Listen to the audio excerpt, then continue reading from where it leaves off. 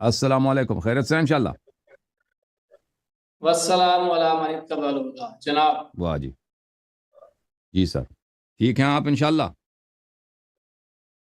جی ٹھیک ہیں، آپ کے ہیڈ فون ٹھیک ہیں آج؟ ہیڈ فون صحیح ہیں۔ آپ اپنا تعارف ذرا کرائیں۔ کل آپ نے ہمیں بہت انتظار کرو۔ بہت معذرت کرتے ہیں، ہمارے اختیار میں نہیں تھا، ٹیکنیکل پرابلم تھا۔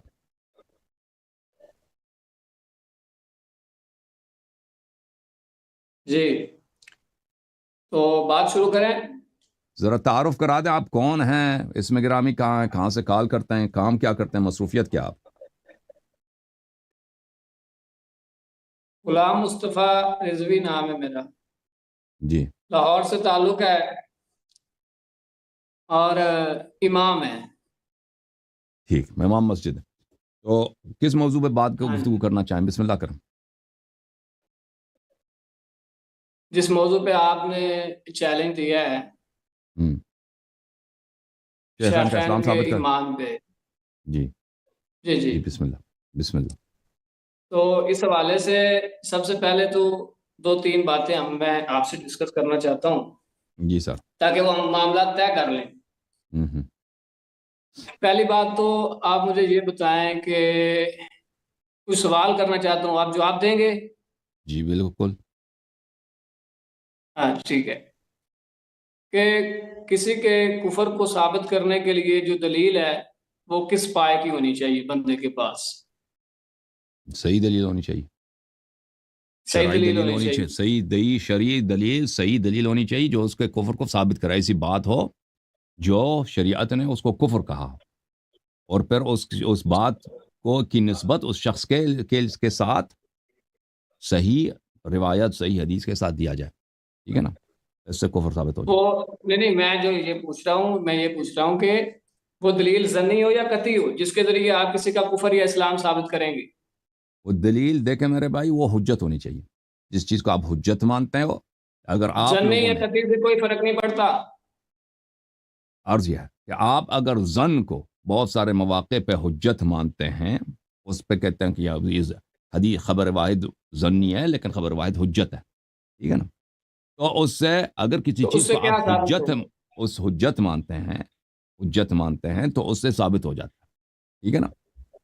اچھا، جو میں بات کرنا چاہ رہا ہوں یا شاید میں آپ کو سمجھا نہیں پا رہا یا آپ اسے سمجھنا نہیں چاہ رہا، تو میں وضاحت کر دیتا ہوں کہ کفر اور اسلام جو ہے نا وہ ایک یقینی معاملہ ہے۔ اس کو ثابت کرنے کے لیے دلیل بھی یقینی دلیل کی ضرورت ہے، جی یعنی بالکل، قطعی دلیل، دوسرے لفظوں جی میں قطعی دلیل سمجھتے ہیں؟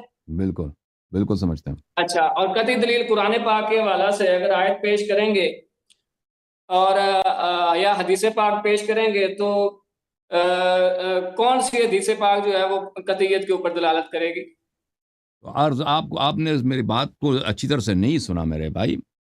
ہم نے کہا آپ کہ خبر جو واحد کی دلیل بات کر رہے ہیں، خبر واحد سے ظن ثابت ہوتا ہے آپ میری اور بات کفر جو ہے وہ یقینی بات معاملہ۔ نہ کاٹیں، بات سن لیں بھائی، پہلے بات سن لیں، سمجھنے کی کوشش کریں پھر رد کریں۔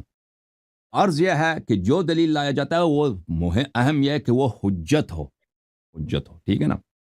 اگر کسی چیز کو آپ نے اعتراف کیا، اگر وہ ظن بھی ہے تو حجت ہے، اور اس کی حجیت کی دلیل وہ قطعی ہے، ٹھیک ہے نا، تو اس کو ظن معتبر کہتے ہیں، اصولیون کے معاملے میں ظن معتبر کہتے ہیں۔ اور پھر یہ باتیں جو ہم آپ کی خدمت میں شیخین کے متعلق نقل کرتے ہیں وہ اخبار احاد نہیں ہیں، وہ ایسے اخبار مستفاضہ ہیں کہ کئی طرق سے وارد ہوئی ہیں۔ پھر آپ انہیں، چاہے وہ خبر واحد بھی ہو، اس کو آپ لوگ حجت مانتے ہو، اس کے رد کرنے والے کو دین سے خارج مانتے ہو، ٹھیک ہے نا۔ تو اس لیے عرض یہ ہے کہ دلیل کا کہ صحت کا دوران کس پر ہے؟ دلیل کے صحت کا دوران حجیت پر ہے۔ اگر ایسی بات ہے کہ وہاں پہ ظن، اس معاملے میں ظن بھی حجت ہے تو بالکل وہ حجت ہے، یہ نہیں ہے کہ وہ قطعی ہونی چاہیے۔ تو آپ کی جو کوشش ہے وہ بالکل باطل ہے۔ بہت قطعی سارے ظنون معاملے کے ہیں، لیے ظنی دلیل، میری اجازت بات اجازت سنیں، اجازت قطعی اجازت اجازت بہت سارے معاملات ہیں جن میں ظنون حجت ہے، ٹھیک ہے نا، اور احادیث آپ کے سب مظنون ہیں، آپ کا پوری شریعت ہی مضمون ہے، اس میں ہمارا کیا قصور ہے؟ لیکن شیخین کے متعلق جو باتیں ہم نقل کرتے ہیں آپ کے صحیح ترین احادیث سے نقل کرتے ہیں، اور پھر وہ ایک اکثر اس میں ایک خبر نہیں ہوتا، اس میں بہت سارے اخبار ہوتے ہیں، تو لہذا یہ بالکل اگر فی نفس ہی بھی وہ قطعی ہوتے ہیں، اگر قطعی نہ بھی ہوں کیونکہ وہ ان ظنون کو، ان اخبار کو آپ حجت مانتے ہیں، ان کی حجیت آپ پہ قطعی ہے، پھر بھی وہ بہرحال ان کی دلالت آخر میں قطع تک پہنچ جاتا ہے، یقین تک پہنچ جاتا ہے۔ یہ ہمارا موقف۔ میں بات کروں؟ بسم اللہ۔ اچھا، میں یہ کہہ رہا ہوں ہم حجت مانتے ہیں، ظنی دلیل کو حجت مانتے ہیں، لیکن ظنی دلیل کو ہم ظنی معاملے کے لیے حجت مانتے ہیں نا، اور جب معاملہ قطعیت کا ہو تو پھر اس کے لیے قطعی دلیل کی ضرورت ہے۔ تو کفر جو ہے، کفر اور اسلام کسی کا ثابت کرنے کے لیے یہ دلیل ظنی کافی ہے یا اس کے لیے قطعی دلیل کی ضرورت ہے؟ اگر وہ حجت ہے، اگر وہ ظن کو آپ حجت مانتے، وہ روایت ہے، اور آپ نے حجت تو ہے وہ، لیکن وہ ظنی معاملے کے لیے حجت ہے نا بھائی۔ بھائی سن آپ لو، ظن اور یقین میں فرق نہیں اگر کرتے۔ آپ کہتے ہو کہ رسول پاک صلی اللہ علیہ وسلم کی خبر واحد حجت ہے، چاہے وہ عقائد میں ہو، چاہے وہ افعال اعمال میں ہو، ٹھیک ہے نا، اگر خبر صحیح ہے تو وہ حجت ہے، تو اگر اس سے آپ کی توحید اسی سے ثابت ہوتی ہے۔ یوم معاد کے اخبار پہ، یہ سب عقائد کی باتیں ہیں، یوم معاد کے احوال پہ آپ کس سے ثابت، اخبار سے ثابت کرتے ہو، اس میں وہاں نہیں کہتے خبر واحد ہے۔ یہ وہاں سب اخبار احاد سے تم استدلال کرتے ہو، ان اخبار احاد کو تم حجت مانتے ہو، تو یہاں اس معاملے میں بھی حجت ہے۔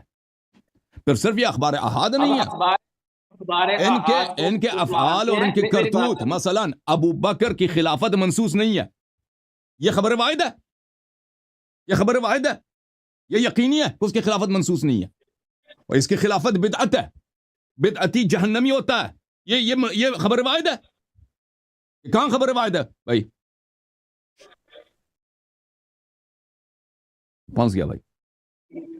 میں ادھر ہی ہوں۔ میں یہ کہہ رہا ہوں کہ اگر آپ حدیث پاک کوئی بھی پیش کرتے ہیں اس معاملے میں، تو آپ کو جو ہے وہ کون سی حدیث پاک پیش کریں گے؟ خبر واحد کے ذریعے ثابت کریں گے؟ خبر واحد کے ذریعے آپ ابو بکر رضی اللہ تعالیٰ عنہ اور حضرت عمر کے بارے میں کچھ ثابت کریں گے؟ ہم آپ کے میں نے ابھی آپ جو مثال دی ہے نا بھائی، میں آپ کے لیے آسان کر دوں، میں ہم قطعیات سے ثابت کریں گے، مزید بولو۔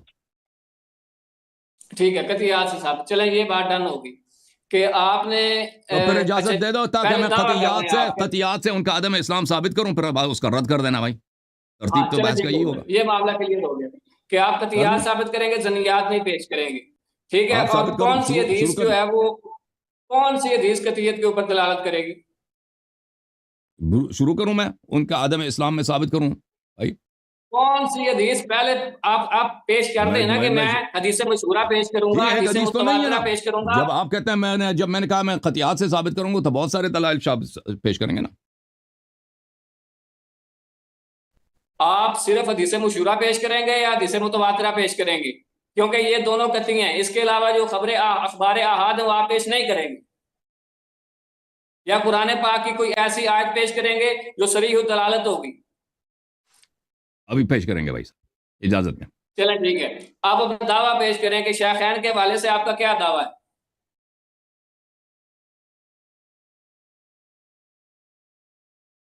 شاباش، دعویٰ پیش کریں۔ میں دعویٰ تو آپ کو پتہ ہے، عدم اسلام سے خارج ہو گئے۔ اسلام سے خارج ہونا پورا کریں نا، کفر کا ہے، نفاق کا ہے، کیا ہے؟ اسلام سے خارج ہو گئے، مرتد ہو گئے۔ اچھا، ارتداد کا ہے؟ بالکل۔ اچھا، ارتداد کا آپ کا دعویٰ ہے، یعنی پہلے اسلام لائے، مسلمان ہوئے، پھر اس کے بعد پھر گئے۔ اس پہلے سے بھی اسلام ان کا نفاق کا اسلام تھا، بعد میں ان کے ایسے اعمال ثابت ہو گئے۔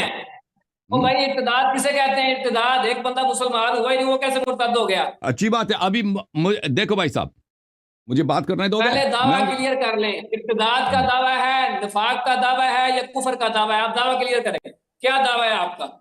کفر کا بھی ہے، نفاق کا بھی ہے، ارتداد کا بھی ہے، تینوں ہیں، تو تینوں ثابت کریں گے؟ بالکل سب سے پہلے کون سا ثابت کریں گے؟ جب میری مرضی، جس کو ثابت کروں، ایک کو بھی ثابت کروں کافی ہے۔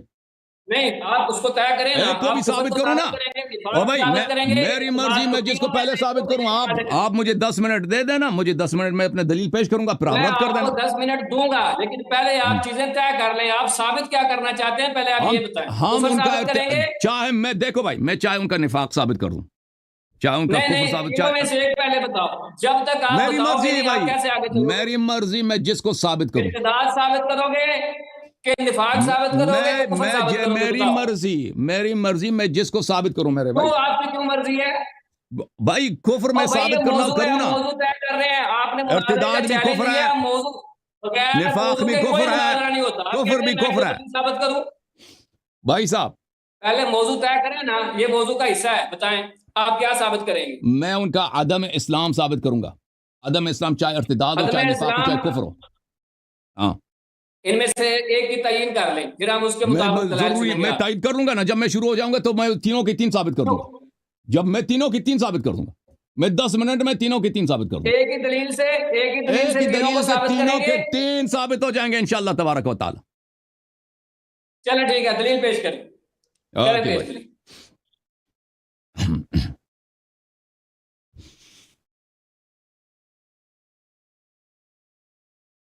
میرے بات کے بیچ میں نہیں بولنا آپ نے بھائی، ٹھیک ہے نا. میرے محترم ناظرین، رسول اللہ صلی اللہ علیہ وسلم کے احادیث ان کے صحیح ترین کتب میں، جن کا ان پہ اجماع ہے کہ یہ احادیث سب صحیح ہیں، اور یہ احادیث اس کتاب کو، یہ بخاری کی کتاب کو، یہ قرآن کا بھائی کہتے ہیں. یہاں پہ ملاحظہ فرمائیے، کتاب بخاری چاپ دار احیاء تراث العربی، یہاں پر صفحہ نمبر 818 میں ملاحظہ فرمائیے. رسول پاک صلی اللہ علیہ وآلہ وسلم کی حدیث ہے، یہ حدیث نمبر ہے، اللہ آپ کا بھلا کرے، 4625 ہے. رسول پاک صلی اللہ علیہ وسلم کی روایت یہ ہے کہ روز قیامت جب ہو جائے گا، الا وانه یجاء برجال من امتی یؤخذ بهم ذات الشمال، میرے امت کے کچھ لوگ مردوں کو لایا جائیں گے، ان کو جہنم کی طرف لے کے جایا جائے گا. اچھا، فاقول یا رب اصحابی، تو میں اللہ سے عرض کروں گا کہ یا رب یہ تو میرے صحابہ ہیں. اللہ کی جانب سے ندا آئے گا، انک لا تدری ما احدثوا بعدک، آپ کو پتہ نہیں ہے کہ انہوں نے آپ کے بعد کیا دین میں بدعتیں داخل کی ہیں. ان هؤلاء لم يزالوا مرتدین على اعقابهم منذ فارقتهم، جب سے آپ دنیا سے گئے ہیں، اس آپ کے دنیا سے جاتے ہی یہ لوگ اپنے دین سے مرتد ہو گئے ہیں. تو اس حدیث شریف میں بہت واضح انداز میں رسالت پناہ صلی اللہ علیہ وسلم نے بیان فرمایا ہے کہ ان کے کچھ صحابہ ہیں جہنمی ہو جائیں گے، اور رسول اللہ صلی اللہ علیہ وسلم نے ان کو صحابہ کے عنوان سے ہی پکارا ہے، اور یہ مرتد ہوں گے، روز قیامت مرتد میں محشور ہوں گے، ان کا وجہ ارتداد، دین میں بدعت داخل کرنا ہوگا. اچھا، ملاحظہ فرمائیے، یہ ایک حدیث نہیں، بہت سارے احادیث ہیں. یہ کتاب الفتن ہے، یہ خبر متواتر ہے، آپ نہیں کہنا کہ یہ خبر احاد میں نے پیش کیا.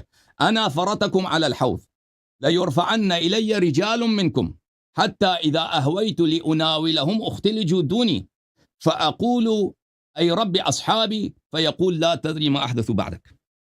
روز قیامت وہی بات کہ جہنم لے کے جائیں گے صحابہ، میں کہوں گا یہ تو میرے صحابہ ہیں، تو اللہ تعالیٰ پکارے گا کہ یہ کیا ہیں، انہوں نے دین میں بدعت داخل کیا. مزید ملاحظہ فرمائیے، پھر اگلے سند کے ساتھ باب الحوض میں بہت سارے احادیث ہیں، اسی عنوان کے ساتھ بہت سارے احادیث ہیں. میں ان احادیث کو ایک ایک کو نہیں پڑھتا. انس سے روایت ہے، سہل بن سعد سے روایت ہے، ابی سعید خدری سے روایت ہے، ابو ہریرہ سے روایت ہے، اصحاب النبی صلی اللہ علیہ وآلہ وسلم سے روایت ہے. یا رب اصحابی فیقول انک لا علم لک بما احدثوا بعدک انہم ارتدوا علی ادبارہم. تو یہ صحابہ کرام یہ مرتد ہوں گے. وجہ ارتداد کیا ہوگا کہ دین میں انہوں نے بدعت داخل کی ہوگی. کب بدعت داخل کی ہے؟ پیغمبر صلی اللہ علیہ وسلم کے فوراً وفات کے بعد. انہم ارتدوا علی اعقابہم القہقرہ، آپ کے جانے کے بعد یہ مرتد ہو گئے. اچھا، اور یہ صحابی بھی ہیں. جب یہ بات ایک طرف سے ثابت ہوگی میرے محترم ناظرین، دوسری طرف سے یہ ہے کہ ابو بکر کی خلافت پہ کوئی نص نہیں ہے. ابو بکر کی خلافت بھی بدعت ہے، عمر کی خلافت بھی بدعت ہے. اور بھائی یہ تو یقینی ہے کہ یہ خلیفہ بن گئے، ٹھیک ہے نا، انہوں نے امامت سنبھالا ہے مسلمانوں کا. اب ان کے امامت کے کوئی نص ہے؟ یہ خود کہتے ہیں ان کے امامت کا کوئی نص نہیں ہے. متعدد احادیث، متواتر احادیث سے میں ثابت کروں گا کہ ان کے امامت کا کوئی نص نہیں ہے. ان کے اعلام کے اعترافات سے میں ثابت کروں گا کہ ان کے کوئی نص نہیں ہے. محترم ناظرین، متعدد احادیث جب ایک ہی موضوع پہ اتفاق کرتے ہیں تو وہ مطلب متواتر بن جاتی ہے، یقینی بن جاتی ہے، اور مظنون بھی نہیں رہتا. کتاب صحیح بخاری چاپ دار احیاء تراث العربی، یہ ہے صفحہ نمبر 451، حدیث نمبر ہے 3668. ابو ثقیفہ بن ساعدن میں ابو بکر نے کہا کہ ہم عمراء ہیں وانتم الوزراء، ہم امیر بنیں گے، آپ ہمارے مشیر بنے. ہم اوسط العرب دارا واعربهم احسابا. دلیل کیا ہے ابو بکر کہ قریش خلیفہ بن جائے؟ کہتا ہے خلیفہ قریش جو ہے عرب کا عرب کا وسط ہے, عرب کا دل ہے, عربوں کا دل ہے. حدیث ودیث کچھ پہ نہیں ہے ان کے پاس کہ بھئی رسول اللہ صلی اللہ علیہ وسلم نے ابو بکر کو خلیفہ بنایا. کہتا ہے اس لیے ہمیں خلیفہ بناؤ کہ ہم قریش میں سے ہیں. قریش جو ہے عرب الناس ہے, سب عربوں سے زیادہ عرب ہیں, عربیت میں سب سے خالص ہیں. حدیث ودیث کچھ بھی نہیں. پھر فبایع عمر و ابا عبیدہ, جاؤ ابھی عمر سے یا ابو عبیدہ جراح سے بیعت کرو, یہ دونوں قریشی ہیں. اگر ابو بکر کی خلافت پہ کوئی نص ہوتی تو یہ کبھی نہیں کہتا کہ تم میرے سے اس لیے خلاف بیعت کرو کہ میں قریشی ہوں, یا تم ابو جاگ میں سے نہیں, ابو بکر یا عمر سے یا ابو عبیدہ جراح سے تم جا کے بیعت کر لینا. پھر ملاحظہ فرمائیے میرے محترم ناظرین, کتاب بخاری میں صفحہ نمبر 1275 میں ایک حدیث نہیں, دو حدیث, تین احادیث ہیں یہاں پر. باب الاستخلاف میں, یہاں پر باب الاستخلاف میں حدیث نمبر 7218 میں قیل لعمر الا تستخلف, عمر سے کہا گیا کہ آپ کسی کو خلیفہ نہیں بناتے, اپنا جانشین بنائیں گے. فقال ان استخلف فقد استخلف من هو خیر منی ابو بکر, اگر میں کسی کو خلیفہ اپنا بناؤں تو مجھ سے پہلے جو مجھ سے بہتر تھا اس نے مجھے خلیفہ بنایا. وَإِنْ أَتْرُكْ فَقَدْ تَرَكَ مِنِّي مَنْ هُوَ خَيْرٌ مِنِّي رسول اللہ صلی اللہ علیہ وسلم, اگر میں کسی کو خلیفہ نہ بناؤں تو پیغمبر نے کسی کو خلیفہ نہیں بنایا. یہ دو حدیث ہو گئے نا, او بھائی یہ دو حدیث ہو گئے, نہیں ہوگا کہ ابو بکر کی خلافت کی کوئی نص نہیں ہے, ٹھیک ہے نا. اس روایت کو دیکھ لیجئے, صحیح مسلم میں بھی ہے, وہ ایک سے زیادہ سند ہے اس کے پاس, مسلم میں بھی اور بخاری میں بھی. مسلم چاپ دار الفکر باب الاستخلافی و ترکہی, اس میں ایک حدیث اور دوسری حدیث, ٹھیک ہے نا. اور اس کے علاوہ بھی مزید اسانید ہیں اس کے, وہ اسی باب میں مسلم میں. اس حدیث کو نقل کرنے کے بعد قاضی عیاض فی شرح مسلم جلد نمبر 6 سنہ 1998 میں فرماتے ہیں وفی حجت بینہ ان النبی صلی اللہ علیہ وآلہ وسلم لم ینص علی خلافت ابی بکر, اس بات میں کہ عمر نے کہا ہے کہ رسول پاک صلی اللہ علیہ وآلہ وسلم نے کسی کو جانشین نہیں بنایا, اس میں حجت واضح ہے کہ ابو بکر کی خلافت پہ کوئی نص نہیں ہے. وہو مذہب اہل السنت والجماعہ, اور یہ اہل سنت و جماعت کا یہی مذہب ہے. بس مسئلہ یقینی ہے میرے بھائی, دیکھو قطعی ہے, ظنی نہیں ہے. کہہ دینا کہ یہ تمہارا مذہب ہے, یہی ہے. صحیح مسلم بشرح النووی, یحییٰ بن شرف النووی کا جو شرح مسلم پر الجزء الثانی عشر, اسی حدیث کو نقل کرنے کے بعد ان استخلف فقد استخلف من هو خیر منی الى آخرہ. في هذا الحديث دليل على أن النبي صلى الله عليه وآله وسلم لم ينص على خليفة, وهو إجماع أهل السنة وغيرهم. اور بھائی ایک مطلب جو اجماعی ہے, یقینی ہے یا نہیں ہے, قطعی ہے, جو اجماع ہے سب کا یہی عقیدہ ہے. میں ظنیات سے دلیل نہیں لا رہا, یقینیات سے دلیل لا رہا ہوں. اور احادیث کے بھی کئی اسانید ہیں, اخبار احاد نہیں ہے. اچھا,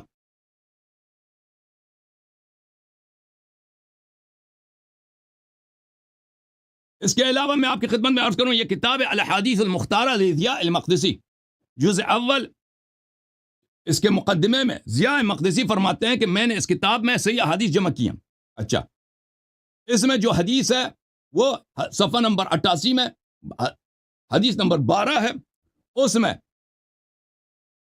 ابو بکر کہتے ہیں کہ اے کاش میں رسول پاک صلی اللہ علیہ وسلم سے 3 سوال کیے ہوتے. ایک سوال یہ, فوددت انی کنت سألتو فی من هذا الامر فلا ينازعه اہلہ, کاش میں پوچھ لیتا پیغمبر صلی اللہ علیہ وسلم سے کہ آپ کے بعد خلیفہ کون ہے, تاکہ اس پہ کوئی نزاع نہ ہوتا. تو اس پہ بھی واضح ہے کہ ابو بکر کی خلافت پہ نص وص کچھ بھی نہیں ہے, ٹھیک ہے نا. اور اس حدیث کو نقل کرنے کے بعد کہتے ہیں هذا حدیث حسن عن ابی بکر, یہ حدیث حسن ہے. اچھا, غایت المرام فی علم الکلام لسیف العامدی, واما صفحہ نمبر 276, وأما معتقد أهل الحق من أهل السنة وأصحاب الحديث فهو أن التعيين غير ثابت بالنص بل بالاختيار. ہمارا عقیدہ یہی, عقیدہ ظنی ہوتا ہے یا قطعی ہوتا ہے؟ شیخ صاحب, اوے لاہور والے, رضوی صاحب, عقیدہ آپ کا یہ آپ لوگوں کا عقیدہ ہے کہ تعیین غیر ثابت بالنص, ابو بکر کی خلافت پہ کوئی نص نہیں ہے, یہ تمہارا عقیدہ ہے, تمہارا اجماع. الحسام المسلوم على منتقصي أصحاب الرسول صلى الله عليه وآله وسلم, تأليف محمد بن عمر بن مبارك الحضرمي. وقد انعقد الإجماع على أنه صلى الله عليه وآله وسلم لم ينص لأمتي على استخلاف أحد معين. کہتا ہمارا اجماع ہے کہ رسول اللہ صلی اللہ علیہ وسلم نے کسی کے, نہ ابو بکر نہ عمر, کسی کے خلافت پہ کوئی نص نہیں. تو عزیزو ایک مطلب ثابت ہے، متواتر احادیث سے میں نے ثابت کیا کہ رسول اللہ صلی اللہ علیہ وسلم نے فرمایا کہ ان کے وفات کے بعد کچھ صحابہ مرتد ہو جائیں گے، ان کا وجہ ارتداد دین میں بدعت داخل کرنا ہے، روز قیامت وہ لائے جائیں گے، سیدھے جہنم لے کے جائے جائیں گے، پیغمبر کہیں گے کہ یہ تو میرے صحابہ ہیں، اللہ کہیں گا کہ انہوں نے آپ کو پتہ نہیں انہوں نے دین میں کیا بدعتیں داخل کی ہیں، یہ تو آپ کے وفات کے فوراً بعد مرتد ہو گئے۔ تو وجہ ارتداد دین میں بدعت داخل کرنا ہے۔ ابو بکر خود چیخ کے چلا رہا ہے کہ میرے خلافت پہ نص نہیں ہے، تمہارا اجماع ہے کہ اس کے خلافت پہ کوئی نص نہیں ہے، عمر کے خلافت پہ کوئی نص، یعنی ان کی خلافت ہی بدعت ہے۔ خلافت اگر نص نہیں ہے تو اللہ کی جانب سے نہیں، رسول صلی اللہ علیہ وسلم سے نہیں ہے، اور یہ اس کو کہتے ہی ہیں کفر، اس کو کہتے ہی کفر ہے۔ اچھا، ملاحظہ فرمائیے کہ صاحب بدعت کافر ہوتا ہے، صاحب بدعت کافر ہوتا ہے، یہ قرآن کے متعدد آیات میں موجود ہے۔ صفحہ نمبر 485 میں سورہ شورى میں آیہ نمبر ہے 21، ام لہم شرکاء شرعوا لہم من الدین ما لم یأذن بہ اللہ۔ جو شخص دین میں ایک ایسی بات کی تشریح کر دے جس کا اللہ نے اجازت ہی نہیں دیا، اس کا مطلب ہے ہم لہم شرکاء، کیا ان کے پاس اللہ کے علاوہ اور بھی اللہ ہے؟ ان کے پاس یہ مشرک ہے۔ اللہ نے کہا کہ ولولا کلمۃ الفصل لقضی بینہم، اگر روز جزا کی بات نہ ہوتی تو میں ان پہ عذاب نازل کر لیتا، وان الظالمین لہم عذاب علیم۔ اور بھائی قرآن یقینی ہے یا یہ بھی ظنی ہے؟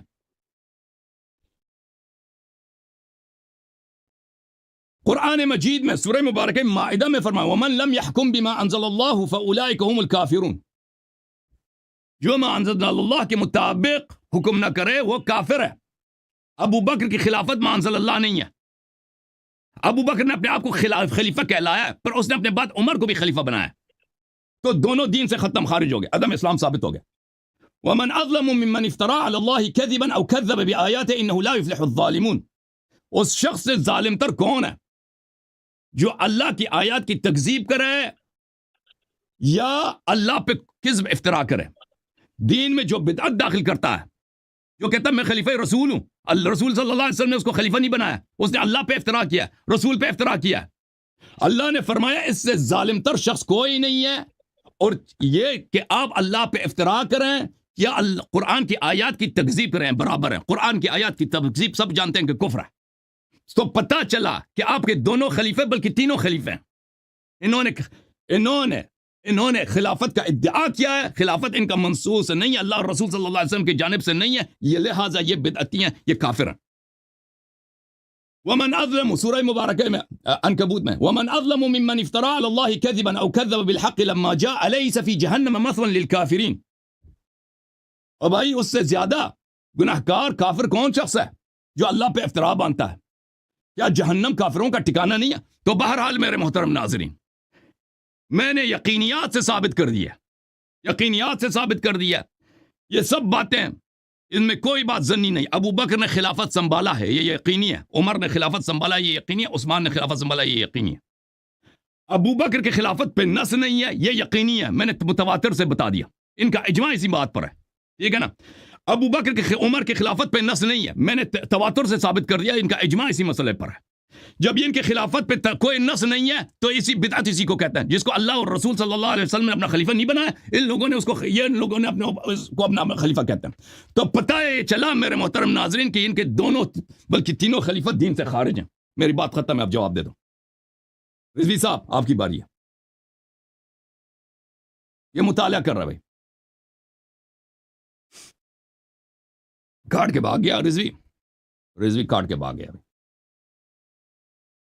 اور رضوی صاحب میں نے بہت جلدی بات کی ہے، میں نے بہت ہی مختصر بات کیا۔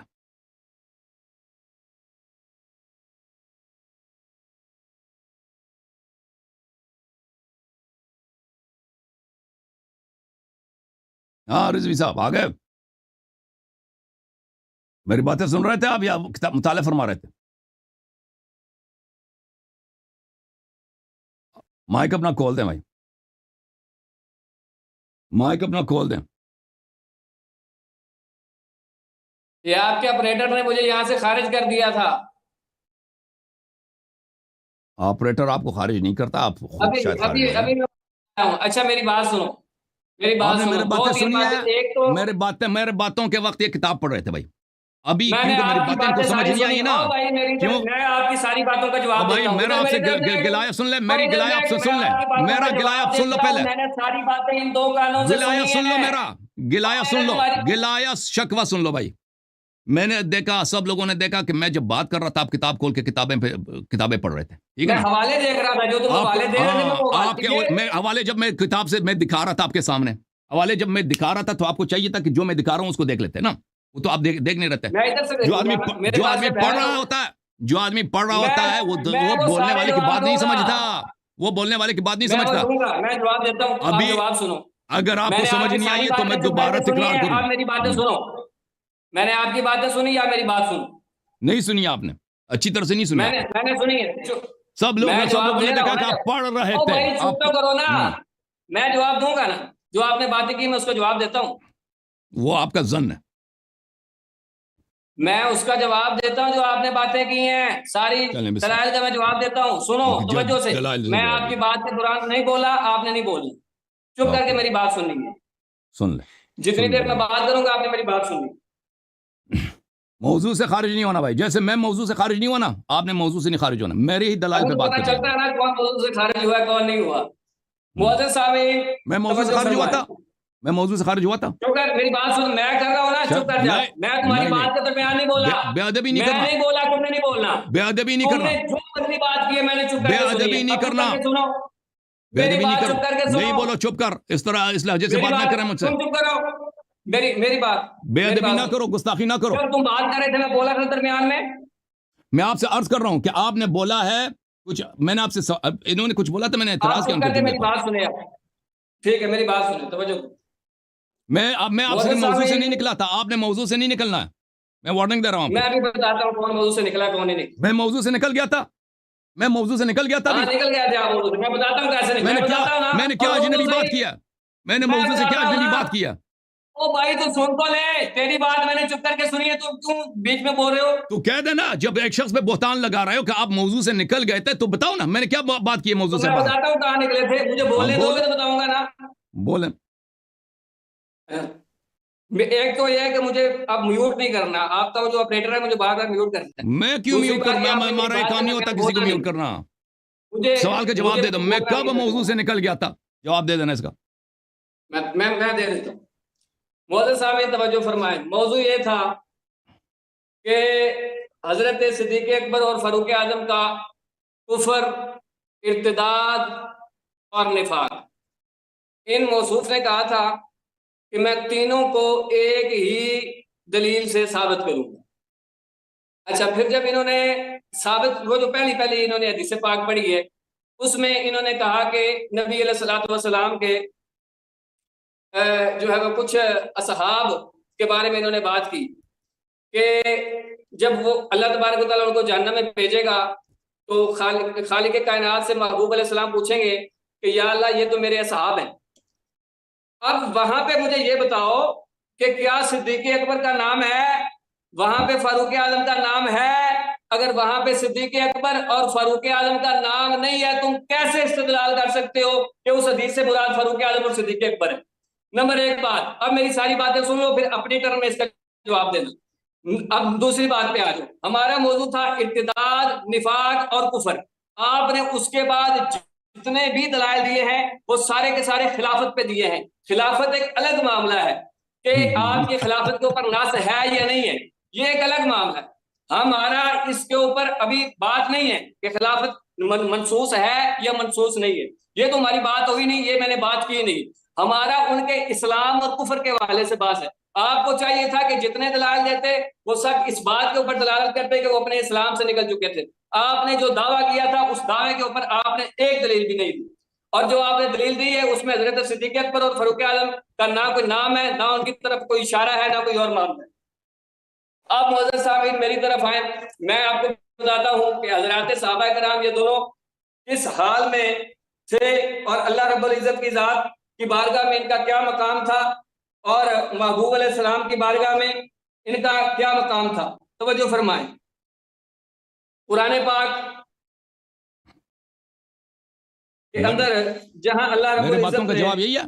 سورہ قرآن فتح میں، سورہ فتح کے اندر میری چپ کر کے بات سنیں، میں نے آپ کی باتوں کے اندر نہیں بولا، آپ نے جو بدی دلائل دیے میں نے چپ کر کے سنے. اب موضوع سے نکل گئے نا، میرے دلائل پر رد کرو نا. میں نے جو دلیل دی ہے نا، آپ نے خلق مبس کی، آپ خلافت کی طرف چلے گئے، میں نے ان کی خلافت کی بات خلافت یہ نہیں ان کے کی. کفر کی دلیل ہے. خلافت بدعت ہے، صاحب بدعت کافر ہے. الگ بات ہے. یہ الگ بات نہیں ہے. جس کی خلافت بدعت ہے وہ کافر ہے. جس کی خلافت بدعت ہے وہ کافر ہے. سورہ اس کے فتح پاس دلیل ہی نہیں ہے. سورہ فتح پہ چلا گیا بھائی. دلیل مان لیا نا، مان لیا بھائی. اس کے پاس دلیل نہیں ہے. لقد رضی اللہ مان لیا بھائی. ان کی خلافت ان کے کفر کی دلیل ہے. تم اس کا رد کرو نا شیخ صاحب. تم اس بات تحقیق شیخ اللہ صاحب راضی ہو گیا ان مومنین سے، اللہ راضی ہو گیا ان مومنین سے جب وہ آپ کی بیعت کر رہے تھے درخت کے نیچے. شیخ صاحب جو ہم نے کفر کی دلیل دیا ہے اس کو آپ نہیں سمجھے. میں دوبارہ عرض کرتا ہوں، دیکھیں قرآن مجید بار بار کہتا ہے کہ صاحب آپ نے خلق مبس کی ہے، آپ دوسری طرف چلے گئے. اب میں دوبارہ عرض کرتا ہوں، آپ تصحیح کریں. اب میں دوبارہ عرض کرتا ہوں اپنے الفاظ کو، دوبارہ آپ توجہ دیں. دیکھیں قرآن مجید بار بار کہہ رہا ہے کہ صاحب بدعت کافر ہے. ومن لم يحكم بما انزل الله فاولئك هم الكافرون. رسول اللہ صلی اللہ علیہ وسلم کی حدیث ہے کہ میرے بعد میرے صحابہ صاحب بدعت کافر ہے. اب سن لے بھائی، سن لے بالکل بالکل صاحب بدعت کافر ہے. صاحب بدعت کافر اگر صاحب بدعت کافر ہے تو مجھے بتائیں، مجھے یہ بات بتائیں کہ مجھے نبی بات علیہ کامل کرنے دو نا. السلام نے مجھے کہاں 30 ماتم سیکنڈ دے کیا دو. ہے، کہاں آپ نے زنجیر زنی کی ہے، 30 سیکنڈ دے دو. ہم ماتم کرنا بند کریں گے. کہاں آپ نے تم اپنی ابو بکر کا مجالس کا اسلام انعقاد کیا ہے. جو کچھ بھی آپ کا تو سارا مذہب ہی بدعت کے اوپر کھڑا ہے. آپ کیسے بدعتی کو بھائی جو ہے اسلام کو صاحب نکال سکتے ہو؟ ماتم کرنا ہم بند کریں گے. تم ابو بکر عمر کا اسلام اس سوال کا جواب دے دو. دیکھو صاحب بدعت کافر ہے. ابو بکر عمر کی خلافت پہ کوئی نص نہیں ہے، یہ آپ کا اجماع ہے. ان لوگوں نے اپنے آپ کو خلیفہ کہلوایا. اجازت دیں. ابو بکر عمر کی خلافت بدون نص ہے، یہ آپ کا اجماع ہے. ابو بکر کا اپنا اعتراف ہے، عمر کے اعترافات میں نے دکھا دیا. آپ لوگوں کا عقیدہ ہی یہی ہے. جب یہ ان کے خلاف، تم نہیں کہنا کہ شیعہ جو ہے شیعہ ماتم کرتے ہیں. یہ میرے بات کا جواب نہیں ہے. شیعہ ماتم کرتے ہیں، میرے بات کا جواب دیں. ادھر دیکھو جی، ادھر انہوں نے کہا ہے کہ حضرت ابوبکر صدیق رضی اللہ تعالیٰ عنہ کی خلافت کے اوپر کوئی نص نہیں ہے. یہ میرے پاس بخاری شریف ہے اور باب الاستخلاف ہے. ٹھیک ہے، حدیث پاک ہے 7217 حدیث نکال. حدیث طویل ہے تو میں اپنے محلے اس کی شاعت پہ آتا ہوں. وہ خبر واحد ہے، خبر متواتر ہے. خبر واحد ہے یا متواتر؟ درمیان میں بات نہیں کرتے. میں نے سب اخبار متواتر دیا نا. میں دلیل دے رہا ہوں نا، مجھے بات آپ نے متواتر کی شرط رکھی ہے. آپ نے تواتر کی شرط رکھی ہے. حدیث پڑھو. میں نے وہ کفر اور اسلام کے لیے، خلافت کے لیے میں نے نہیں رکھی. وہ تو آپ نے تو میں نے ان کے عدم استخلاف کے لیے بھی میں نے متواتر حدیث دیا ہے. عدم استخلاف کے لیے میں نے متواتر قطعی حدیث دیا. تواتر حدیث. اچھا میری بات سنو. ویسے ادھر آپ بولتے ہو، ادھر حدیث پڑھو نا. حدیث کے بخاری سے ابو بکر کی خلافت ثابت کرو. ابو بکر کی خلافت. میری بات سنو. نہ آپ کی بات کسی کو سمجھ آتی ہے، نہ میری بات کسی کو سمجھ آتی ہے. طریقہ کار اس کا یہ ہے، آپ ٹائمر لگا لو. میرا ادھر ٹائم لگا دو. میرے ٹائمر کا مشکل یہ ہے کہ آپ جب آپ کی مرضی ہے نا، آپ کو 10 منٹ دے دیں تو آپ موضوع سے نکل جائیں گے فوراً. آپ سورہ فتح میں چلے جائیں گے، فلان میری باتوں کا جواب نہیں دیں گے نا. آپ کی باری آئے، جب آپ کی باری آئے آپ بتا دینا کہ آپ بھائی صاحب آپ میں نے جو دلیل دیا نا، میں نے جو مقدمات دیے ہیں، میں نے جو مقدمات دیا اس کا رد کرو. 7 منٹ آپ بات کرو گے، 7 منٹ میں بات کروں گا. شاہ ٹائم لگا دو. لگاؤ ٹائم. بھائی صاحب 7 منٹ مجھے بالکل پتا ہے آپ کیا کرنا چاہتے ہیں. آپ اس 7 منٹ کو لے کر موضوع سے بھاگنے کی کوشش کرتے ہیں نا. آپ بسم اللہ کریں. جلدی کرو. موضوع پہ بات کریں. آپ نے میرے ٹائم کے اندر نہیں بولنا، میں آپ کے ٹائم کے اندر نہیں بولوں گا. بات شروع کریں. آپ کو آج پتا چلے گا مناظرہ کہتے کسے ہیں. آپ تو کبھی کسی فیکٹری والے کو لے کے آتے ہو، کبھی 10 سال کے بچے کے ساتھ آپ بیٹھے ہوتے ہو. آپ کو آج میں بتاؤں گا مناظرہ کسے کہتے. ادھر میرا ٹائم لگاؤ. 7 منٹ کے اندر آپ نے بولنا نہیں ہے. چلو شاہ جلدی کرو. آپ موضوع سے نکل جائیں گے. میں نے 7 منٹ لگانا ہی ہے. آپ موضوع سے نکل جائیں گے. موضوع سے نہیں نکلیں گے. چلے پھر میرا شرط یہ ہے کہ اگر موضوع سے نکلے تو مجھے مداخلے کا حق ہے. موضوع سے نکل گئے تو مجھے مداخلے کا بتانا نا. آپ اپنے ٹرم میں بتا دینا. آپ تو شور ڈال دیتے ہو ویسے ہی. آپ اپنے ٹرم میں بتا دینا کہ بھائی یہ آپ موضوع سے ہٹے ہو، یہ بات کرنی تھی، میں آپ کے اب بارے میں نہیں دیکھو بولوں گا۔ آپ چلو اگر موضوع سے خارج باتیں بتا دیں تو مجھے اس کا جواب دینا پڑے گا نا بھائی. میں میں نے نہیں جو ہٹوں گا دلائل، اپنے موضوع سے، ٹھیک آپ ہے میں آپ بتائیں کو نا، ٹائم تو میں بتائیں، نے ڈرتے کیوں ہیں؟ بھائی صاحب کیوں میں ڈرتے ہیں؟ 7 منٹ ٹائم نہیں لگانے سے کیوں 10 ڈرتے منٹ ہیں؟ لے لو اس شرط کے ساتھ کہ تم میں نے جو 7 باتیں کی منٹ اس کا رد پیش کرو. ٹھیک ہے نا. ابو بکر کی ہاں خلافت، عمر ٹھیک کی ہے، خلافت، لگاؤ، عدم النس، اور یا جو میری بات کے بدعتی درمیان نہیں بولنا، بدعتی میری کافر ہوتا بات کے ہے. بسم درمیان اللہ. نہیں 10 بولنا۔ منٹ لے لو، 10 منٹ لے لو بھائی، موضوع سے نہیں اچھا نکلنا. توجہ فرمایا ذرا، یہ کہہ رہے تھے کہ حضرت ابو بکر صدیق رضی اللہ تعالیٰ عنہ کے خلافت کے حوالے سے کوئی بات نہیں تھی۔ بخاری شریف ہے، باب الاستخلاف ہے، حدیث نمبر 7217، طویل حدیث ہے۔ حضرت عائشہ رضی اللہ تعالی عنہا آپ فرماتی ہیں کہ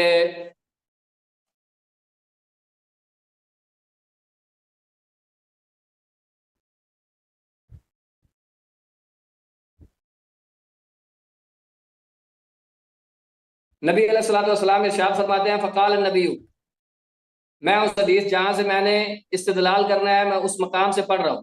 نہیں پورا پڑھو، پورا پڑھو، پورا پڑھو. اچھا پورا پڑھ دیتے ہیں، پورا پڑھ دیتے ہیں۔ ہم.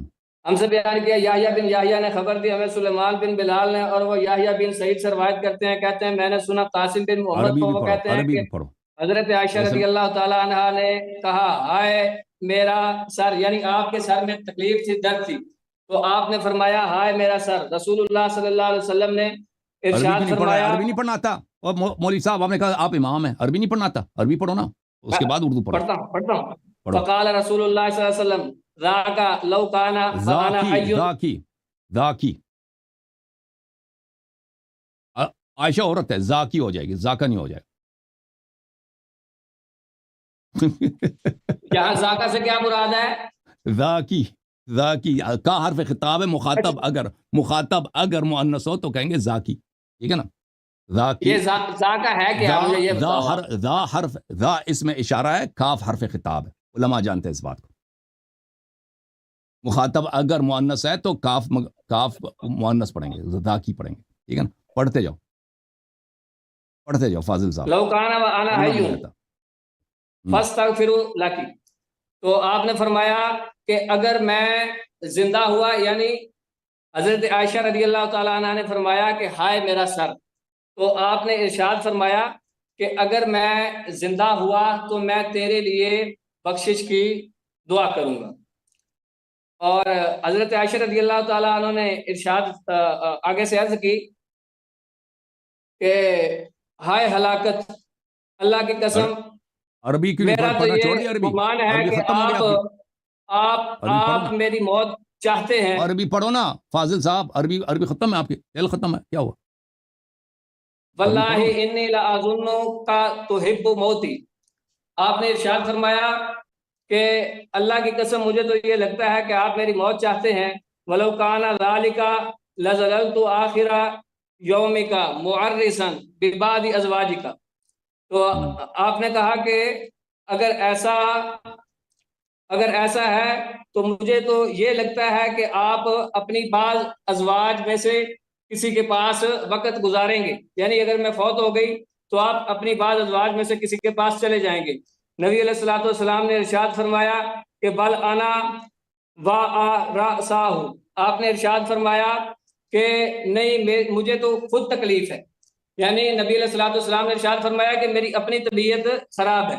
لقد ہممت، میں یہ چاہتا ہوں، یا آپ نے یہ الفاظ ارشاد فرمایا، یا آپ نے فرمایا اردت، کہ میں یہ چاہتا ہوں ان ارسلہ الی ابی بکر، کہ میں ارسلہ ابو بکر کی ارسلہ طرف پیغام ارسلہ نہیں بھیجوں ہے، اور ارسلہ. آپ کے بیٹے کی طرف پیغام بھیجوں۔ فآہد، تو میں کیا کروں، میں ابو بکر کو اپنا ولی عہد بنا دوں۔ کیوں؟ فرمایا این یقول القائلون، تاکہ کوئی کہنے والے کچھ نہ کہیں یا کوئی تمنا کرنے والے تمنا نہ کرے۔ اچھا پھر نبی علیہ السلام نے ارشاد فرمایا ثم قلت، پھر میں نے کہا کہ اللہ خود انکار کرے گا اور دور کرے گا اور دور کریں گے مومن، یا اللہ دور کرے گا اور انکار کریں گے مومن۔ اس حدیث پاک کا مفہوم یہ ہے کہ حضرت عائشہ رضی اللہ تعالی عنہا فرماتی ہیں کہ نبی علیہ الصلوۃ والسلام نے مجھ سے ارشاد فرمایا کہ عائشہ میں چاہتا ہوں کہ میں ابو بکر کو اور اس کے بیٹے کو بلاؤں اور ان دونوں کو بلا کے میں اپنا ولی عہد مقرر کر دوں۔ پھر اس کے بعد آپ نے ارشاد فرمایا کہ لیکن اس کی ضرورت نہیں ہے۔ ضرورت کیوں نہیں ہے؟ کہ اس لیے ارشاد فرمایا کہ اگر اس کے معاملہ برعکس ہوتا ہے، یعنی اگر کوئی اور دعوی خلافت کرتا ہے تو اللہ بھی اس کا انکار کرے گا، مومنین بھی اس کا انکار کریں گے۔ تو نبی علیہ الصلوۃ والسلام کے بعد جب حضرت صدیق اکبر رضی اللہ تعالیٰ عنہ آپ نے خلافت کی باغ ڈور سنبھالی تو آپ کے علاوہ نہ اللہ نے کسی کو قبول کیا ہے، نہ مومنین نے کسی کو قبول کیا ہے۔ حضرت یہ کہہ رہے تھے کہ نص موجود نہیں ہے۔ یہ دیکھو بخاری شریف میں نے نص پیش کر دی ہے، اب بتاؤ یہ خلافت کے اوپر نص ہے یا نہیں ہے؟ میں آپ کے بتاؤ، حدیث کا جواب دو جی۔ تو میرے محترم ناظرین، اس روایت میں کوئی نص ابو بکر کی خلافت پہ نہیں ہے۔ حدیث یہ ہے میرے محترم ناظرین، جیسے میں نے آپ کو اسکرین پہ دکھایا ہے کہ عائشہ کہتی ہے میرے سر میں درد ہے، تو رسول اللہ صلی اللہ علیہ وآلہ وسلم ایک منٹ کیا ہوا؟ اچھا ایک منٹ میں آپ کو، تو رسول اللہ صلی اللہ علیہ وآلہ وسلم کہتے ہیں ذاکی لو کان وانا حی، اگر آپ مر جائیں اور میں زندہ ہوں تو میں آپ کے لیے استغفار کر لوں گا اور آپ کے لیے دعا کر لوں گا۔ اور اس کا راوی بھی خود عائشہ ہے۔ عائشہ نے کہا کہ واہ مصیبتا واللہ انی لاظنک تحب موتی، مجھے تو یہ لگتا ہے کہ آپ چاہتے ہیں کہ میں مر جاؤں۔ تو عائشہ نے خود اعتراف، یہ عائشہ کا قول یہ جھوٹ ہے یا سچ ہے؟ اگر یہ سچ ہے تو رسول پاک صلی اللہ علیہ وسلم کو عائشہ سے نفرت ہے کہ رسول اللہ صلی اللہ علیہ وسلم عائشہ کو اعتراف کریں۔ جو حدیث آپ پڑھ رہے ہیں نا میں اسی کا ترجمہ کروں گا۔ آپ نے اس حدیث کا انتخاب کیا نا، اب برداشت کرو، میری مرضی، میں حدیث کو پڑھ رہا ہوں بھائی۔ عائشہ یہ سچ کہہ رہی ہے یا جھوٹ کہہ رہی ہے؟ عائشہ سچ کہہ رہی ہے نا کہ رسول اللہ صلی اللہ علیہ وسلم چاہتے ہیں کہ جلد از جلد دنیا ہی سے پیغمبر کی جان چھٹ جائے۔ اور عائشہ کہتی ہے وَلَوْ كَانَ ذَاكَ، اور اگر میں مر گئی لَذَلَلْتَ آخِرَ يَوْمِكَ مُعَرِّسًا بِبَعْضِ أَزْوَاجِكَ، آپ فوراً اپنے کسی بیوی کے ساتھ جا کے وہاں پر کیا کریں گے؟ نئی بیوی کے ساتھ آپ بیاہ کریں گے اور آپ مجھے غم کا کوئی پرواہ نہیں۔ تو عائشہ کا بالکل اعتراف ہے کہ رسول پاک صلی اللہ علیہ وسلم کو اس سے کوئی محبت نہیں ہے، اور وہ سب روایات کے پیغمبر سے محبت کرتے تھے وہ سب جھوٹ ہے۔ آگے چل، جو میں نے استدلال کیے وہاں تک چل، خلط مبحث کیوں کرتے ہو؟ حدیث آپ نے انتخاب کیا، میں پڑھ رہا ہوں۔ اور بھائی میرے بات کے بیچ میں نہ بولو نا پلیز۔ موضوع سے کیوں نکلتے ہو آپ؟ اپنے موضوع پر پڑھنے دو بھائی، پڑھنے دو، وہی حدیث ہے، پڑھنے دو بھائی، بیچ میں نہ بولا کرو۔ اچھا، فقال النبی صلی اللہ علیہ وآلہ وسلم بل وانا وراسا، میرے سر میں بھی درد ہے، لقد ہممت او اردت، میں نے ہمت کیا یا میں نے ارادہ کیا، چاہا کہ میں کسی کو بھیج دوں کہ ابو بکر آ جائے اور اس کا بیٹا آ جائے، فآحد، تاکہ میں اس کو وصیت بنا دوں، اب وصی کر دوں، تاکہ کوئی شخص ان یقول القائلون، تاکہ کوئی کہنے والے نہ کہ، میں صرف ابھی ترجمہ کر رہا ہوں، ہمارا استدلال آئے گا کہ حدیث کیوں باطل ہے۔ او یتمنى المتمنون، تاکہ کوئی قائل یا کوئی تمنے کرنے والا جو ہے وہ خلافت کے متعلق نزاع نہ کرے ابو بکر کے ساتھ۔ ثم قلت، تو پھر میں نے ابو بکر کو نہیں بلایا، اس کے بیٹے کو نہیں بلایا، میں نے کہا کہ یأبى اللہ ویدفع المؤمنون، او یدفع اللہ ویأبى المؤمنون، کہ اللہ تعالیٰ اور مؤمنین جو ہے اس بات کو رد کریں گے کہ کوئی دوسرا شخص خلافت کو مان لے، ابو بکر کے ساتھ خلافت کے مسئلے پہ نزاع کرے۔ میرے محترم ناظرین، یہ اس شخص کا دلیل یہ ہے کہ رسول اللہ صلی اللہ علیہ وسلم کا نص ہے، یہ اس میں واضح ہے کہ پیغمبر، دیکھیں اگر یہ بات سچ ہوتی نا کہ رسول اللہ صلی اللہ علیہ وسلم کا ارادہ ہوتا کہ ابو بکر کو اپنا وصی بنا لیتے، اس کس لیے؟ ان یقول القائلون ویتمنى المتمنون، پہلی بات یہ ہے کہ انہوں نے شرط کیا رکھا تھا کہ انہوں نے خبر قطعی لانا ہے۔ یہ خبر کیا لے کے آئے؟ خبر انہوں نے ظنی لے کے آئے، نہیں لے کے آئے، خبر ظنی لے کے آئے نا۔ میں نے تو اپنے دلائل پہ جتنے لے کے آنے تھی، تو آپ کو تو مناظرے کے اصولوں کا نہیں پتہ۔ ٹھیک ہے بھائی، آپ کو پتہ ہے نا، جو آپ دوسروں کے لیے شرط رکھتے ہو اپنے لیے بھی وہ شرط ہوتا ہے۔ اچھا، پہلی بات یہ ہے، تو رسول پاک صلی اللہ علیہ وسلم نے کہا کہ میں ابو بکر کو اور اس کے بیٹے کو بلانا چاہ رہا تھا، میرے سر میں درد ہے، تاکہ کوئی خلافت کے موضوع پہ کوئی نزاع نہ کرے اور کوئی اس مسئلے پہ کوئی اختلاف نہ ہو۔ اور پھر انہوں نے چھوڑ دیا, انہوں نے اس بات کیوں نہیں کیا؟ تو اس کا مطلب یہی کہ پیغمبر صلی اللہ علیہ وسلم نے ابوبکر کی خلافت پہ کوئی نص نہیں, وہ ہمارا موقف ہے. یہ حدیث تو یہ بتا رہا ہے نا کہ پیغمبر نے کوئی نص نہیں کیا. سرکار نے کیوں نہیں بلایا؟ نبی علیہ السلام نے کیوں نہیں بلایا؟ اب میری بات کو نہ کاٹو نا, میری بات کو نہ کاٹو نا بھائی, مجھے بات کرنا ہے تو پلیز. تو پیغمبر صلی اللہ علیہ وسلم نے کسی کو نہیں بلایا بھائی, کوئی وصیت نہیں کی. پھر یہ حدیث جھوٹ ہے بھائی, اس کے بہت سارے دلائل ہے کہ یہ حدیث جھوٹ ہے. پہلی بات یہ ہے کہ پیغمبر صلی اللہ علیہ وسلم عاقل العقلاء, پیغمبر صلی اللہ علیہ وسلم کیا ہے؟ عاقل العقلاء. ان کو بخوبی پتہ ہے کہ ان کے بعد خلافت میں نزاع ہوگی, خلافت میں نزاع ہوا اور خلافت میں آج تک نزاع جاری ہے. تو وہ یہ کہنا کہ پیغمبر صلی اللہ علیہ وسلم کہہ دیں کہ یہ بات تو ہونی نہیں کہ خلافت پہ نزاع نہ ہو, یہ تو ایک جھوٹ ہے جو پیغمبر صلی اللہ علیہ وسلم سے نسبت دی جا رہی ہے. خلافت پہ بہت نزاع ہوئی ہے. پلیز چپ رہو, میں نزاع ثابت کروں گا. نزاع ثابت کرنا میرا کام ہے, مجھے بات کرنے دو. نزاع ثابت کرنا میرا کام ہے, اوکے؟ تم چپ کرو. پہلی بات یہ ہے, تو یہ حدیث اس کی جھوٹ کی واضح دلیل یہی ہے کہ پیغمبر صلی اللہ علیہ وسلم ایسے جملہ کہتے ہیں کہ بالکل ہم بحق جانتے ہیں کہ وہ جھوٹ ہے. نزاع نہیں ہے. ابھی میں اور آپ کیا مناظرہ کر رہے ہیں؟ کس موضوع پہ مناظرہ کر رہے ہیں؟ سعد ابن عبادہ نے کیا تھا؟ ابو بکر صلی اللہ علیہ وسلم بیعت کی تھی. بھائی سقیفہ بنی ساعدہ, بھائی چپ کرو پلیز, مجھے بات کرنے دو. کوئی نزاع نہیں. مسلمانوں میں نزاع, نبی علیہ السلام نے فرمایا اگر کوئی نزاع ہوگا, اگر کوئی جھگڑا ہوگا تو اللہ اس کے بارے میں فیصلہ کرے گا. یہ آدمی دیکھو بھائی, اس کا انکار کر دیں گے. بھائی صاحب, اگر میں نے نزاع ثابت نہیں کیا, میں نے نزاع ثابت نہیں, آپ کہہ دینا آپ ثابت نہیں کر سکے نا, مجھے بات کرنے دو. نبی علیہ السلام نے فرمایا اگر نزاع ہوتا ہے تو اللہ بھی اس نزاع کا انکار کرے گا. بھائی صاحب مجھے بات کرنے دو. نزاع بے شک ہوا, نزاع ہوا, لیکن کیا ہوا کہ سب لوگوں نے حضرت صدیق اکبر کے ہاتھ نزاع ثابت, اللہ نے نزاع کو رد نہیں کیا, اللہ نزاع باقی ہے. اصل بات یہ ہے کہ یہ اللہ, یہ جو اب اللہ یدفع المؤمنون, یہ کیا جب حضرت صدیق اکبر آپ نے خلافت سنبھال لی, آپ نے نظام حکومت سنبھال لیا, آپ نے حکومت کی, تو نزاع کہاں گیا پھر؟ اجازت دو میرے بھائی, مجھے بات کرنے کی اجازت دو پلیز, مجھے بات کرنے کی اجازت دو. او بھائی میری باتیں سب غلط ہیں, مجھے بات کرنے دو نا, مجھے بات کرنے دو. تم نے خود کہا کہ ٹائمر لگا دو, تو مجھے بات کرنے دو پلیز. ٹھیک ہے, آپ اپنا ٹائمر لگاؤ, جب آپ کا ٹائم ختم ہوگا پھر میں بولوں گا. لگاؤ اپنا ٹائمر. ٹھیک ہے بھائی, ٹائمر لگا دیا. تو پہلی بات یہ ہے کہ پیغمبر صلی اللہ علیہ وسلم سے آگے سی بات نسبت دی جا رہی ہے کہ ابوبکر کی خلافت پہ کوئی نزاع نہیں ہوگی. یہ جھوٹ ہے بھائی, ہمیں پتہ کہ نزاع ہے, ہم اور آپ اس پہ کیا گفتگو کر رہے ہیں کہ پہلا خلیفہ کون ہے, ٹھیک ہے نا. تو یہ کہنا کہ اس کی خلافت پہ نزاع نہیں ہے, یہ اللہ تعالیٰ اس نزاع کو مثلا اعجاز کے طور پہ ظاہر کرے گا, یہ جھوٹ ہے جو پیغمبر صلی اللہ علیہ وسلم سے نسبت دی گئی ہے. پہلی بات ہے. دوسری یہ بات ہے کہ پیغمبر صلی اللہ علیہ وسلم نے اگر کسی کو خلیفہ بنانا ہوا ہوتا تو وہ خفا میں نہیں, اس کا خلیفہ بنانا ہی بیکار ہے. عائشہ کہتی ہے, وہ کہتے میرے سر میں درد ہے, اللہ میں ابو بکر اور اس کے بیٹے کو بلا لیتا, اس کو میں وصیت کر لیتا. اور بھائی اس کا فائدہ ہی کیا ہے جب آپ کا ہدف یہ ہے کہ آپ اس لیے کسی کو جانشین بنا دیں کہ یقول القائلون ویتمنى المتمنون, تاکہ معاشرے میں نزاع نہ ہو, تو وہ خفا میں اس کے ساتھ بیعت کر, اس کے ساتھ وصیت کرنا, اس کا تو کوئی فائدہ ہی نہیں ہے. وہ تو یہ ہوگا کہ غدیر خم کی طرح سب کے سامنے ہو. تو یہ عائشہ نے جو حدیث بنا دی اپنے والد صاحب کے لیے, اس میں پہلی بات یہی ہے کہ پیغمبر صلی اللہ علیہ وسلم نے نص نہیں کیا ہے, یعنی کوئی نص, ہمارا موقف یہی ہے. پھر جو بات کہہ رہا ہے کہ رسول پاک صلی اللہ علیہ وسلم نے جو جملے کہے وہ جملے جھوٹ ہیں رسول اللہ صلی اللہ علیہ وسلم سے جو نسبت دیا جا رہا ہے, کیونکہ نزاع واقع ہوئی ہے اور اللہ نے اس نزاع کو رد نہیں کیا, نزاع باقی ہے. دوسری بات یہ ہے کہ رسول پاک صلی اللہ علیہ وسلم خفا میں ابو بکر اور اس کے بیٹے کو اپنے جانشین بنے, اس کا فائدہ ہی کیا؟ جن لوگوں نے نہیں ماننا وہ نہیں مانیں گے, کہیں گے حجت تو تب تمام ہوگی کہ سب کے سامنے کیا ہو.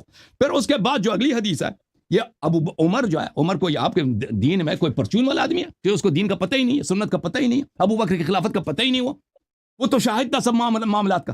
عمر جب خود کہہ رہا ہے بھائی, پیچھے والی حدیث میں میرا جواب سنو, عمر جب خود کہہ رہا ہے بھائی, چپ کرو پلیز, چپ کرو پلیز, چپ کرو پلیز, چپ کرو چپ کرو, میری بات ٹائمر لگاؤ نا, اپنی سائڈ پہ ٹائم لگاؤ, اور پلیز لگاؤ نا, چپ کرو, اور پلیز چپ کرو نا, ٹائمر لگاؤ اپنی سائڈ پہ.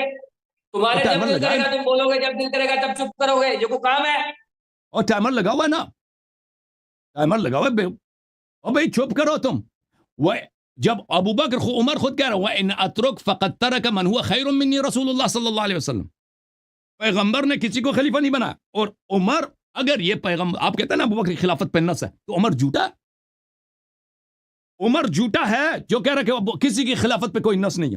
اور اس حدیث کے شرح میں نے جو دکھا دیا آپ کو, نووی صاحب کے جملے, یہ صحیح مسلم بشرح النووی ہے, جلد نمبر 12 جز نمبر 12 ملاحظہ فرمائیے وَإِنْ أَتْرُكُمْ فَقَدْ تَرَكَكُمْ مَنْ هُوَ خَيْرٌ مِّنِّي رسول الله صلى الله عليه وآله وسلم وفي هذا الحديث دليل أن النبي صلى الله عليه وآله وسلم لم ينص على خليفة وهو إجماع أهل السنة.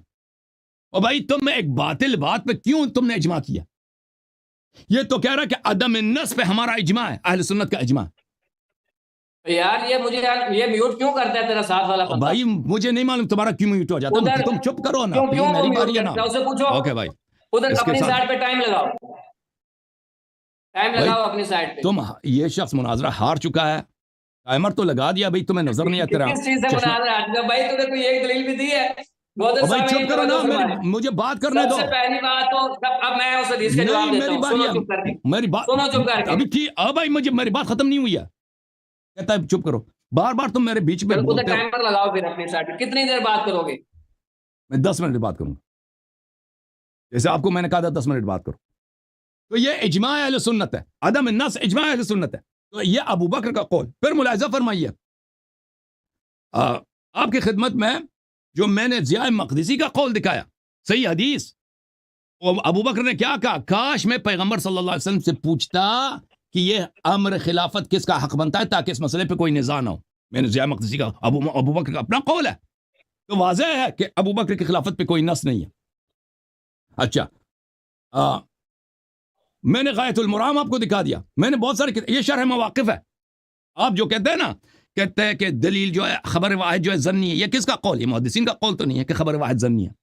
یہ جو خبر واحد ظنی ہے کس کا قول ہے؟ یہ متکلمین کا قول ہے، اہل کلام، یا آپ کا اہل کلام. شرح مواقف میر سید شریف جرجانی نے جو شرح لکھی ہے قاضی عبد الرحمن الایجی پر، یہ جز نمبر 8 چاپ دار الکتب العلمیہ، صفحہ نمبر 385. وَأَمَّا الْإِمَامُ الْحَقِّ بعد رسول الله صلى الله عليه وآله وسلم وعندنا أبو بكر وعند الشيعة علي لنا وجهان. أما النص فلم يوجد لما سيأتي. نص کسی کی خلافت پہ کوئی نص نہیں. یہ تمہارا عقیدہ ہے، تمہارے یہ شرح مقاصد ہے. مسعود ابن عمر تفتازانی کی جو ہے جلد نمبر 5 ہے. بلے امارات یفید باجماعها بعدم النص، کہتے ہیں ہمارے پاس بہت سارے دلائل ہیں باجتماع القطع بعدم النص، کہ ہمارے پاس دلائل ہیں کہ ان کو مجموعی طور پہ دیکھا جائے تو ہمیں یقین ہو جاتا ہے کہ نص نہیں ہے، نص نہیں ہے. تو یہ لمع الادلہ ہے فی قواعد اہل السنت والجماعہ، تالیف امام الحرمین الجوینی. ملاحظہ فرمائیے اس میں فرمایا امامت المسلمین، مسلمانوں کے جو امامت ہے. اچھا واما نص النبی صلی اللہ علیہ وآلہ وسلم وما نص النبی صلی اللہ علیہ وسلم علی امامت احد بعد، رسول اللہ صلی اللہ علیہ وسلم نے کسی کے امامت پہ کوئی نص نہیں کیا. ٹھیک ہے نا؟ ابو بکر بھی اس میں آ جاتے ہیں، ابو بکر بھی کوئی نص نہیں. یہ سب آپ کے علماء فرما رہے ہیں. پھر میں نے عمر کا بھی قول دکھا دیا. پھر اگر رسالت پناہ صلی اللہ علیہ وسلم کا نص ہے تو یہ ابو بکر عمر کا قول دیکھو، صحیح بخاری چاپ دار احیاء تراث العربی. ملاحظہ فرمائی یہ حدیث نمبر 4830 ہے، 830 معاف کیجیے. عمر کہتے ہیں انما كانت بیعت ابی بکر فلتة وتمت ولكن وقى الله شرها. بیعت ابی بکر فلتة، فلتہ کس کو کہتے ہیں؟ اور بھائی ایک چیز جو پیغمبر نے اس کی وصیت کی ہے اس کو فلتہ کہتے ہیں، اس کو یعنی پیغمبر صلی اللہ علیہ وسلم کے فعل کو غلط کہنا. پھر تو عمر کافر ہو گئے، اور پھر تو عمر کافر ہو گئے نا. اچھا آپ کی خدمت میں عرض کروں،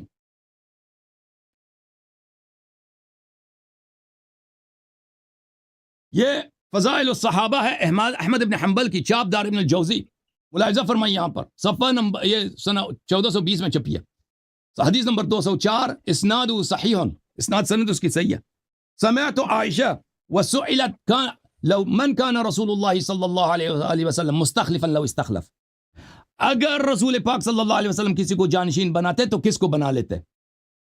قالت ابو بکر، اس نے کہا ابو بکر کو بنا لیتے. اگر کسی کو یعنی نہیں بنایا ابو بکر کو، اگر بنانا ہوتا تو بنا لیتے، نہیں بنا. اس نے خود عائشہ نے اعتراف کیا کہ ابو بکر کی خلافت پہ نص نہیں ہے. اچھا ملاحظہ فرمائیے بخاری میں آپ کی خدمت میں عرض کروں کہ بخاری کے میں آپ کو ایک حدیث دکھا دوں پہلے، کہ اب خلافت پہ نزاع ہے یا نہیں. یہ کہہ رہے ہیں نزاع ہی نہیں ہے خلافت پہ.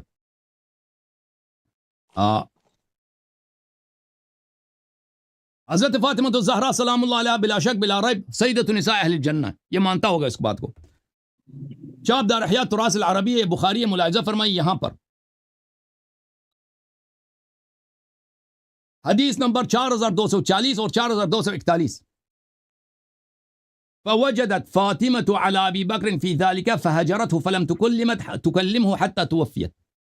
حضرت فاطمہ الزہرا سلام اللہ علیہ ابو بکر پر غضبناک تھی، ابو بکر سے مرتے وقت تک انہوں نے بات ہی نہیں کی. وعاشت بعد النبی صلی اللہ علیہ وسلم 6 اشہر، 6 مہینے پیغمبر کے بعد زندہ رہی ہیں. فلما توفیت دفنها زوجها علی لیلہ، نبی صلی اللہ علیہ وسلم نے وفات کے بعد ان کے شوہر علی علیہ السلام نے ان کو دفن کیا گیا. ولم یؤذن بها ابا بکر، اور ابو بکر کو خبر بھی نہیں دی. وصلی علیہ، خود انہوں نے نماز پڑھائی ہے، ابو بکر کو خبر بھی نہیں دی. اتنے ان کے تعلقات خراب تھے. اچھا اور اس کے بعد جب ان کی وفات ہو گئی ہے ولم یکن تبایع تلک الاشہر، ان 6 مہینوں میں علی علیہ السلام نے بیعت نہیں کی. یہ کس کی روایت ہے؟ عائشہ کی روایت ہے بخاری میں. یہ کہتے ہیں کہ بھائی عائشہ جو کیا ہے ابو بکر کی خلافت پہ نص ہے. ابو بکر کی خلافت پہ نص، تمہارا اجماع کیا کہہ رہا ہے کہ خلافت پہ کوئی نہ. عمر کیا کہہ رہا ہے؟ وہ ابو بکر خود کہہ رہا ہے کہ ابو عبیدہ جراح سے جا کے بیعت کرو. میں نے دکھایا نا حدیث. اوے بھائی اگر ابو بکر کی خلافت پہ نص ہے تو وہ کیوں کہہ رہا ہے کہ جا کے ابو عبیدہ جراح پہ بیعت کرو؟ یہ کیوں نص کی مخالفت نص کی مخالفت کا کفر ہوتا ہے. اگر ابو بکر کی خلافت پہ نص ہے تو امیر المؤمنین علیہ السلام نے 6 مہینوں تک کیوں بیعت نہیں کیا ابو بکر سے؟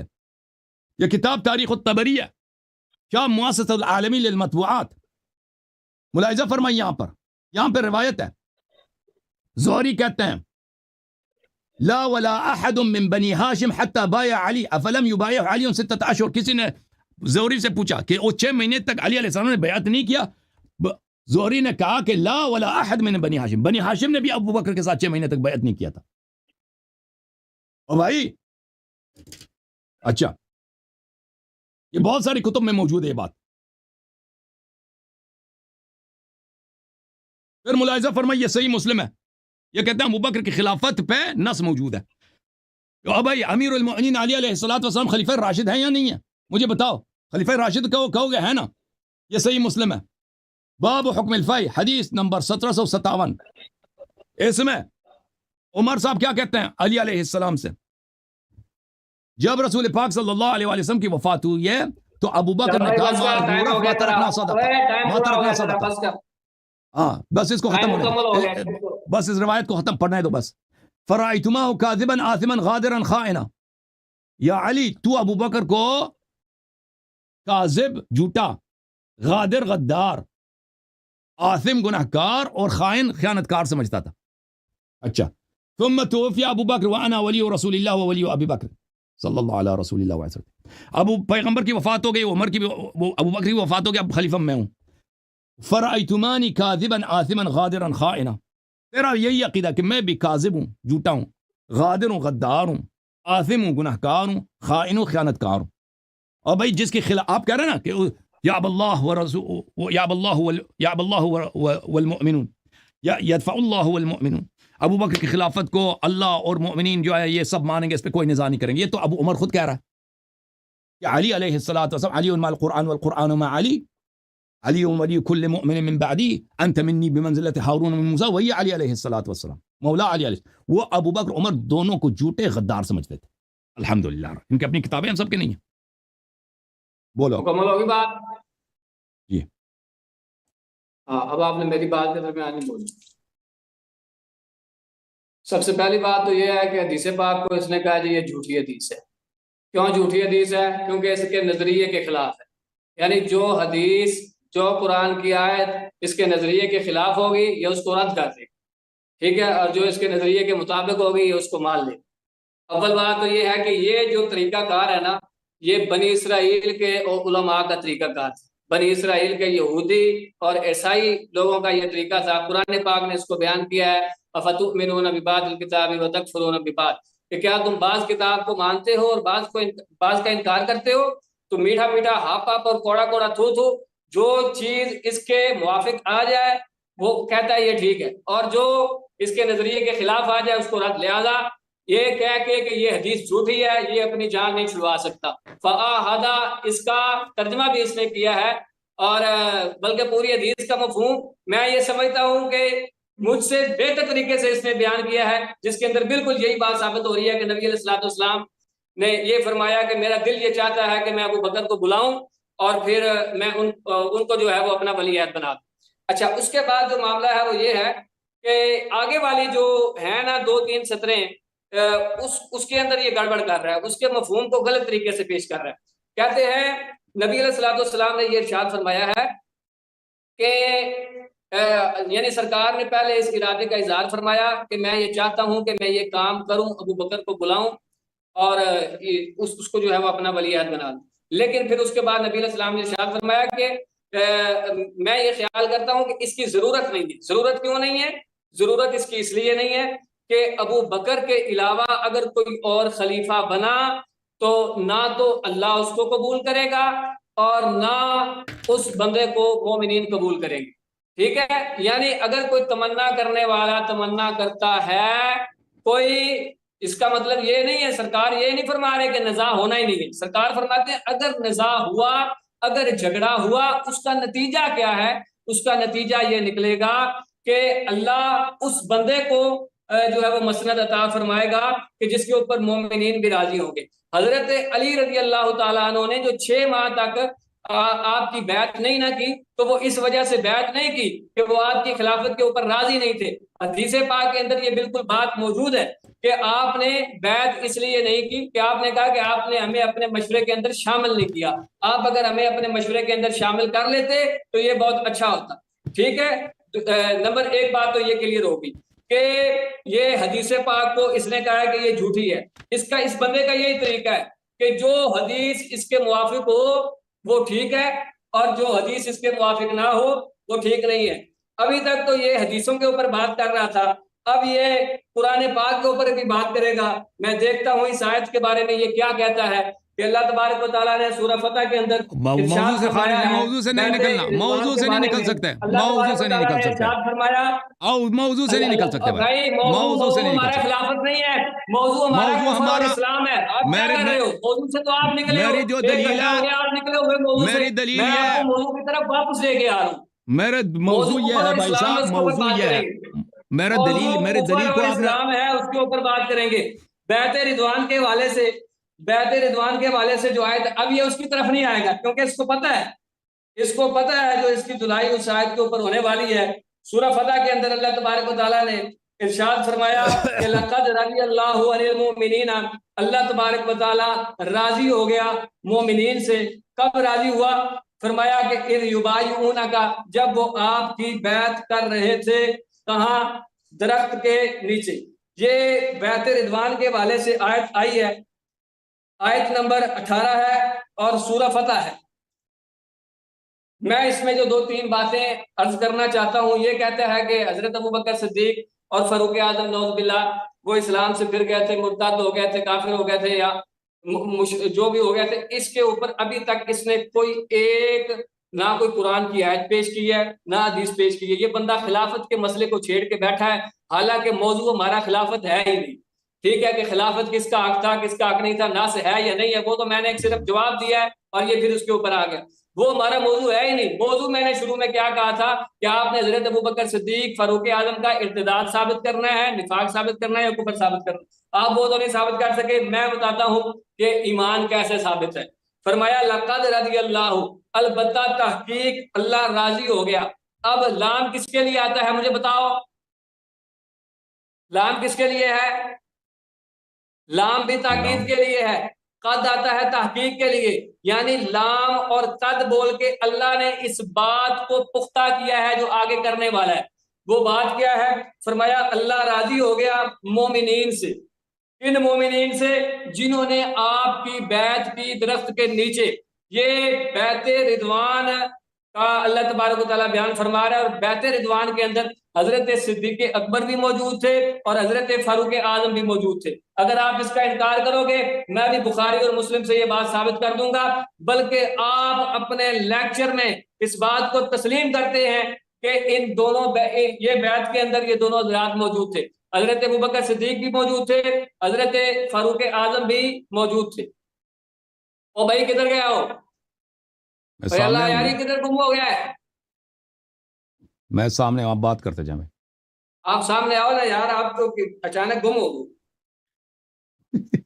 تو معزز دوستو، اللہ نے فرمایا کہ اللہ، ایک تو یہ ہے کہ اللہ راضی ہوا ہے، دوسرا اللہ نے فرمایا مومنین، مومنین فرمایا کن کو فرمایا؟ اس گروہ کو جس نے نبی علیہ السلام کے ہاتھ کے اوپر بیعت کی۔ اس گروہ کے اندر فاروق اعظم بھی شامل تھے، اس گروہ کے اندر صدیق اکبر بھی شامل تھے۔ اللہ نے دو باتیں کی ہیں، ایک بات تو یہ کہ میں ان دونوں سے راضی بھی ہوا ہوں، دوسرا یہ ہے کہ یہ مومنین بھی ہیں۔ اب جس کو قرآن تاکید لگا کے اللہ کی رضا بھی اس کے لیے ثابت کرے اور ان کے ایمان کے بارے میں بھی بتائے، ان کو مومنین بھی کہے، ان دونوں کو یا ان میں سے کسی ایک کو، یا وہ جتنے گروہ تھے ان میں سے کسی ایک کو کافر کہنے والا بندہ خود کافر ہے، کیونکہ جو ان کو کافر کہے گا وہ قرآن پاک کی آیت کا انکار کرے گا۔ جی جی دیں جواب اس کا۔ ختم ہے آپ کی بات بھائی؟ اوکے بھائی، میرے محترم ناظرین، ہمارا استدلال کیا تھا ابو بکر اور عمر کے کفر کے لیے؟ استدلال یہ تھا کہ انہوں نے اپنے آپ کو خلیفہ کہلوایا ہے، ٹھیک ہے نا؟ رسول پاک صلی اللہ علیہ وسلم نے فرمایا، متعدد احادیث میں نے دکھا دیا، صحیح ترین کتب سے دکھا دیا کہ میرے کچھ صحابہ میرے جہنم کی طرف لے کے جائے جائیں گے قیامت کے دن۔ میں تو کہوں گا یا اللہ یہ تو میرے صحابہ ہیں، اللہ کی جانب سے ندا آئے گا کہ انہوں نے دین میں، اس میں نام بتاؤ، نام کہاں ہے؟ پلیز چپ کرو، حضرت ابوبکر کا نام ہے، میں نے آپ کی بات کاٹی ہے، کا نام ہے، دکھاؤ۔ اس میں صفات ہیں، ابو بکر عمر کے واضح صفات ہیں، وہ سب صحابہ جنہوں نے دین میں بدعت داخل کیا۔ اب مجھے بات کرنا ہے تو پلیز میں ریکویسٹ کرتا ہوں میرے بات نہ کاٹیں۔ تو اللہ تعالیٰ کی جانب سے ندا آئے گا کہ یہ لوگوں نے اس لیے جہنم لے کے جائیں گے کہ یہ انہوں نے دین میں بدعت داخل کیا، اور یہ آپ کے وفات کے فوراً بعد یہ مرتد ہو گئے۔ تو پتہ یہ چلا کہ صحابہ میں سے ایسے افراد ہیں جنہوں نے دین میں بدعت داخل کیا اور یہ مرتد ہے۔ اور جو شخص دین میں بدعت داخل کرتا ہے، بالکل، اب حدیث نے جب کہہ دیا کہ یہ مرتد ہیں، انہوں نے دین میں بدعت داخل کیا، وجہ ارتداد بتا دیا کہ وجہ ارتداد ان کے دین میں بدعت کا ادخال ہے۔ پلیز چپ کرو، مجھے بات کرو۔ آپ کے مذہب شیعہ میں کتنی بدعتیں ہیں؟ پلیز چپ کرو، جو کتاب ہے مولوی محمد حسین نقوی ٹھکور صاحب، اس میں ہزاروں تمہارے مذہب کی بدعتیں گنوائی ہیں۔ زنجیر زنی بدعت ہے، لوہا خانی بدعت ہے، اس حوالے سے تو سب سے پہلے تم خود کافر ہوئے، اس کا بھی جواب ساتھ دے دو۔ اس کا بھی جواب دو صاحب۔ اوکے، یہ الگ موضوع ہے بھائی، یہ الگ موضوع کیوں ہے؟ اپنی باری الگ موضوع ہے۔ اچھا، صحابہ اگر بالفرض ان کے بارے میں بدعت کی بات ہے وہ کافر ہے، تم کیسے مسلمان ہو؟ جو بدعتی جہاں بھی آ جائے وہ کافر ہوتا ہے، لیکن آزاداری بدعت نہیں ہے۔ تم ادھر شروع میں آئے تھے نا بڑے نخرے کے ساتھ، علماء کہ میں امام ہوں، میں عالم دین ہوں۔ ابھی تم پرچون والا جو آدمی ہے بازار میں کیلے بھیجنے والا، وہ زیادہ مؤدب ہے تجھ سے۔ بھائی یہ جو تم مجالس کرتے ہو، مجھے بات کرنے دو نا، جو تم مجالس کرتے ہو یہ بدعت ہے یا نہیں ہے؟ بتاؤ۔ اور بھائی اگر ابھی چپ میں وارننگ دے رہا ہوں، پلیز چپ کرو۔ میں نے آپ کی بات برداشت کی ہے، سنی ہے، آپ موضوع سے نکل بھی گئے، میں نے برداشت کیا، اب چپ کرو، مجھے بات کرنا ہے تو پلیز۔ میں نے برداشت کیا، آپ کو سنا، تو میں دوبارہ ٹائمر شروع کر دیتا ہوں، تو اپنا ٹائمر شروع کر لیتا ہوں۔ بسم اللہ الرحمن الرحیم۔ رسول اللہ صلی اللہ علیہ وآلہ وسلم نے فرمایا کہ میرے جواب دینا ہے جو میں نے پڑھی ہے، اس آیت کا جواب بھی دینا ہے، اس آیت کا جواب بھی دینا ہے۔ بالکل جواب دے دیں گے بھائی، آپ کو بولنے کی ضرورت ہی نہیں۔ رسول اللہ دیکھیں میرے محترم، موضوع ہمارا ہے کفر ابی بکر و عمر، عدم اسلام شیخین۔ دلائل بے شمار ہیں، ان کے ایک ہی دلیل، واضح دلیل ان کی خود بیعت ہے، ان کی خلافت ہے۔ ان کی خلافت ہی جو ان کے لیے یہ فضیلت مانتے ہیں، یہ ان کے کفر کی دلیل ہے، کیونکہ ان کی خلافت ہی بدعت ہے۔ رسالت پناہ صلی اللہ علیہ وسلم کی حدیث میں نے آپ کو سنا دی۔ پھر ان کا اپنا فرقے کا اجماع اس مطلب پر ہے کہ ابو بکر کی خلافت پہ کوئی نص نہیں ہے۔ میں نے علماء کے اقوال دکھا دیا، ابو بکر کا خود قول دکھا دیا، عائشہ کا قول دکھا دیا، میں نے خود عمر کا قول دکھا دیا ہے، ابو بکر کا اپنا قول دکھا دیا، علماء کے اجماعات دکھا دیے۔ عمر کا یہ قول کہ ابو بکر کا بیعت تائی فلتا، اس کا بیعت ہی غلطی تھی۔ بھائی اگر پیغمبر صلی اللہ علیہ وسلم نے کسی کو اپنا خلیفہ بنا دیا، تم اس کی خلافت کو، اس کی بیعت کو تم غلطی کہتے ہو، یا امر غیر عاقلانہ کہتے ہو، امر غیر محکم کہتے ہو، اس میں حکمت والی بات نہیں ہے، تو تم یہ توہین رسالت صلی اللہ علیہ وآلہ وسلم۔ تو یہ بات کہ اس کے خلاف انہوں نے کوئی نص پیش نہیں کیا کہ ابو بکر کی خلافت پہ کوئی نص ہے، تو یہ ثابت ہے کہ اس کی خلافت بغیر نص کا ہے، اور اسی کو کہتے ہیں بدعت، اسی کو کہتے ہیں بدعت۔ اور یہ کہ بدعتی کافر ہے، میں نے قرآن کے کئی آیات دکھا دی، اس شخص کو سمجھ ہی نہیں آتا۔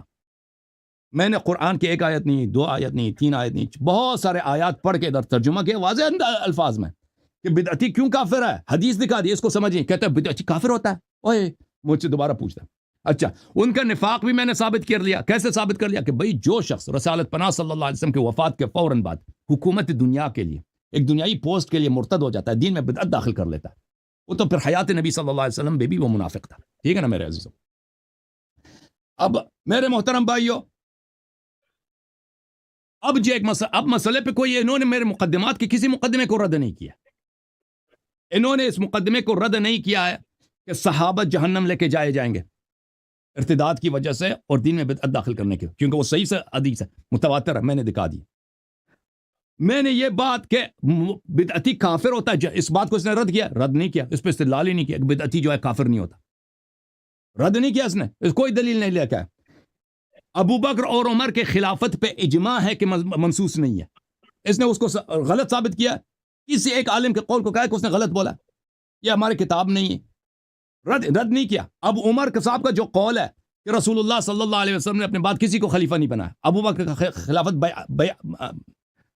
فلتا تھا، عمر کا ابو بکر کا اپنا قول کہ جا کے ابو عبیدہ سے بیعت کرو، اور ابو بکر کا اپنا قول کہ کاش میں رسول اللہ صلی اللہ علیہ وسلم سے پوچھ لیتا کہ حکومت کس کا حق بن جاتا۔ تو یہ سب باتیں، ان میں سے کسی حدیث کی اس نے تضعیف کیا نہیں، یا وجہ دلالت پہ اس نے شک کیا، کوئی شک نہیں، اس نے ایک حدیث لے کے آیا عائشہ کی، اور وہ حدیث متعدد وجوہ کے بنا پر وہ باطل ہے۔ ایک وجہ یہی، میں نے وجوہات بتا دی کہ کیوں باطل ہے، کیوں جھوٹا ہے، کیونکہ اس حدیث میں ایک ایسی بات پیغمبر صلی اللہ علیہ وسلم سے نسبت دی جاتی ہے کہ رسالت پناہ صلی اللہ علیہ وسلم نے کہا ہے کہ ابو بکر کی خلافت پہ نزاع کو اللہ رد کرے گا۔ اللہ نے کب رد کیا بھائی؟ نزاع تو ابھی جاری ہے، اب اگر نزاع نہیں ہے تو آپ ادھر کیوں مناظرے پہ آئے ہو؟ ٹھیک ہے نا؟ اور انہوں نے کہا کہ میں نے دکھا دیا ان کی اپنی کتب سے کہ 6 مہینے تک امیر المؤمنین علیہ السلام نے بیعت نہیں کی، خود عائشہ خود کہہ رہی ہے۔ اور ابو بکر کی خلافت اگر منسوس ہے، امیر المؤمنین علیہ السلام دنیا پرست ہے، وہ کیا من مات وليس في عنقه بیعہ مات میتۃ جاہلیہ، اگر ان 6 میں امیر المؤمنین علیہ السلام کو کیا معلوم کہ ان 6 مہینے میں نہ مرتے، اگر وہ مر جاتے تو وہ جاہلیت کی موت مرتے۔ میں نے ان کے اپنے کتابوں سے دکھایا کہ حضرت زہرا سلام اللہ ابو بکر کی مخالف تھیں، سیدۃ نساء اہل الجنہ، بضعۃ الرسول صلی اللہ علیہ وسلم، اور آخر تک انہوں نے ابو بکر سے بات بھی نہیں کی ہے، اور وہ ابو بکر کو جھوٹا سمجھتی تھیں۔ اور یہ کیا وہ کیسے موت مری ہیں، کس موت پہ مری ہیں؟ ابو بکر کی خلافت اگر شرعی ہے تو زہرا سلام اللہ علیہا سیدہ نساء اہل الجنہ نہیں ہے، یہ پیغمبر بھی جھوٹا ہے۔ اگر پیغمبر سچا ہے رسول اللہ صلی اللہ علیہ وسلم کہ وہ سیدۃ نساء اہل الجنہ ہے، اور انہوں نے ابو بکر کی بیعت نہیں کی اور ابو بکر سے ناراض رہی ہیں، تو اس کا مطلب یہ ہے کہ ابو بکر کی خلافت غیر منسوس ہے۔ اس سے زیادہ واضح دلیل کیا چاہیے تمہیں؟ اچھا، پھر انہوں نے جھوٹ بولا ہے کہ حدیث میں یہ نہیں لکھا کہ امیر المؤمنین علیہ الصلوۃ والسلام نے کس لیے بیعت نہیں کیا، یہ ملاحظہ فرمائیے، یہ خود عائشہ کی حدیث ہے، بخاری میں حدیث نمبر 4241۔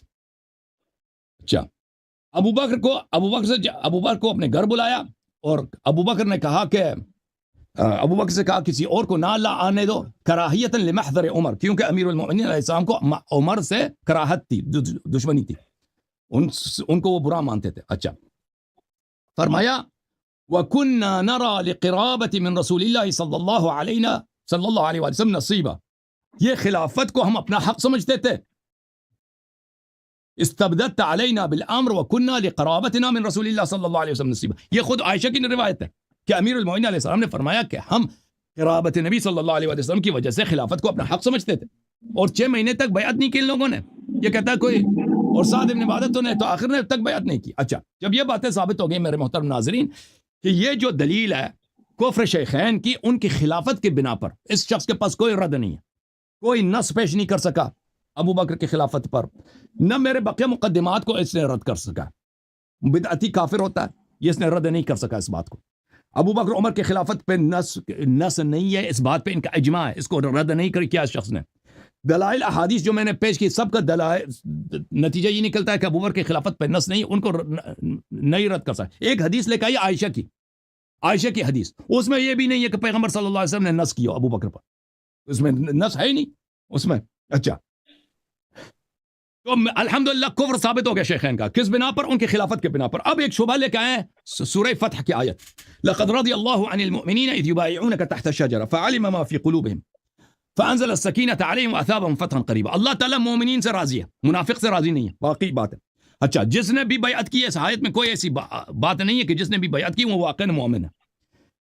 آیت میں تو اگلے سورہ فتح کے آیت نمبر 10 میں یہ بھی عبارت ہے نا، فَمَن نَكَثَ فَإِنَّمَا يَنكُثُ عَلَى نَفْسِهِ. یہ بیعت اللہ کی بیعت ہے، جو اس کو توڑے گا اس کی اپنی سزا ہوگی. جو اس بیعت کو توڑے گا اس کی اپنی سزا ہوگی. اچھا، ابو بکر عمر کا انکار نہیں کرتے کہ انہوں نے بیعت نہیں کیا، بیعت رضوان میں بیعت کیا لیکن بیعت کو توڑا ہے. اچھا، اس آیت کی تفسیر کیا ہے؟ آیت نمبر 10 کی تفسیر بغوی ہے فَمَن نَكَثَ فَإِنَّمَا يَنكُثُ عَلَى نَفْسِهِ. اس کا ترجمہ یہ ہے فَمَن نَقَضَ الْبَيْعَةَ عَلَيْهِ وَبَالُهُ. اس پہ وبال ہے، اس کو سزا ملے گی. اچھا، اب بیعت رضوان کے فوراً بعد، بیعت رضوان کے فوراً بعد کون سا ہے بھائی؟ بیعت کس بات پہ تھی؟ بیعت رضوان اس بات پہ تھی کہ ہم جنگ سے نہیں بھاگیں گے. ملاحظہ فرمائیے، صحیح بخاری ہے، اس میں ملاحظہ فرمائیے باب بیعت الموت ان لا يفر. بیعت اس بات پہ تھا کہ فرار نہیں کریں گے، علی الموت، مر جائیں گے، فرار نہیں کریں گے. اس میں بہت سارے احادیث ہیں اس باب میں، ٹھیک ہے نا. حدیث نمبر 2958 لقد رضی اللہ عن المؤمنین، اس کے ذیل میں بیعت رضوان کے فوراً بعد جو جنگ ہوئی ہے وہ غزوہ خیبر ہے، اور ابو بکر عمر دونوں بھاگ گئے، فرار کیا. انہوں نے بیعت نقض کیا، بیعت کیا ہے، بیعت کو انہوں نے نقض کیا ہے، تو اللہ ان سے راضی نہیں ہے. اللہ نے جو کہا فَمَن نَكَثَ فَإِنَّمَا يَنكُثُ عَلَى نَفْسِهِ، جو اس بیعت کو توڑے گا اس کو سزا ملے گی، وہ جنت نہیں جائے گا. تو یہ آیت جو آپ پیش کریں نا بیعت رضوان کی، اور بھائی یہ آپ کے فائدے میں نہیں ہے، آپ کی شرمندگی اور فضاحت کے لیے. یہ تو مستدرک علی الصحیحین ہے، المستدرک علی الصحیحین للحاکم النیسابوری، چاپ دار الفکر. یہ جلد نمبر 3 ہے بھائی، ملاحظہ فرمائیں، جلد نمبر 3 دار الفکر بیروت میں سنہ 2009 میں چھپی ہے. یہ حدیث نمبر ہے، صفحہ نمبر 258، حدیث نمبر 4395. ان علی علیہ الصلوۃ والسلام، هذا حدیث صحیح الاسناد. 4395 حدیث صحیح الاسناد، صحیح ہے. اب علی علیہ الصلوۃ والسلام نے فرمایا کہ فلم يلبسوا ان هزموا عمر واصحابه. خیبر میں جنگ کیے بغیر فوراً عمر اور اس کے ساتھی جنگ سے بھاگ گئے، رسول صلی اللہ علیہ وسلم کے پاس پہنچ گئے. فجاؤوا يجبنونه ويجبنهم. صحابہ سب شہادت دے رہے تھے، یجبنونه، کہہ رہے تھے کہ عمر جو ہے بڑا جبان آدمی ہے، بڑا بزدل آدمی ہے، بھاگ گیا جنگ سے. اچھا، یہ ایک حدیث. دوسری حدیث ابو بکر کی حدیث 4393، هذا حدیث صحیح الاسناد. یا ابا لیلی اما كنت معنا بخیبر، خیبر میں آپ تھے؟ بلا ولا واللہ كنت معكم، یا اللہ کی قسم ہم خیبر میں آپ کے ساتھ تھے. قال فإن رسول الله صلى الله عليه وسلم بعث أبا بكر إلى خيبر فسار بالناس وانهزم حتى رجع. رسول اللہ صلی اللہ علیہ وسلم نے ابو بکر کو بھی بھیجا تھا یہودیوں سے جنگ کے لیے خیبر میں، وہاں سے بھی وہ بھاگ کے فانہزم، بھاگ کر واپس آ گیا. 4393 ذہبی نے بھی کہا، 4393 ذہبی نے فی تلخیص کہا صحیح. دونوں حدیث ذہبی نے بھی تصحیح کی، ٹھیک ہے نا. تو بیعت رضوان جو آپ لے رہے ہیں نا، بیعت کس بات پہ ہوئی ہے بھائی؟ بیعت کہ جنگ میں ہم بھاگیں گے نہیں، مر جائیں گے، بھاگیں گے نہیں. فوراً بیعت رضوان کے فوراً بعد جو جنگ ہوئی ہے وہ غزوہ خیبر ہے. غزوہ خیبر میں دونوں بھاگ گئے. تو یہ مزید ان کو کفر کی دلیل ہے کہ یہ جھوٹے، اب یہ ان کے نفاق کی بھی دلیل ہے کہ یہ جھوٹے بیعت کرتے تھے بیعت رضوان میں، ٹھیک ہے نا بھائی. نفاق بھی الحمدللہ انہوں نے خود ثابت کرا دی. اب وقت ختم ہے، میں دوسرے کالر کو لوں گا. آخر میں 2 جملے آپ 2-3 منٹ بات کریں بھائی صاحب، اب آپ سے مزید گفتگو نہیں ہے. جی میں کہتا ہوں بات.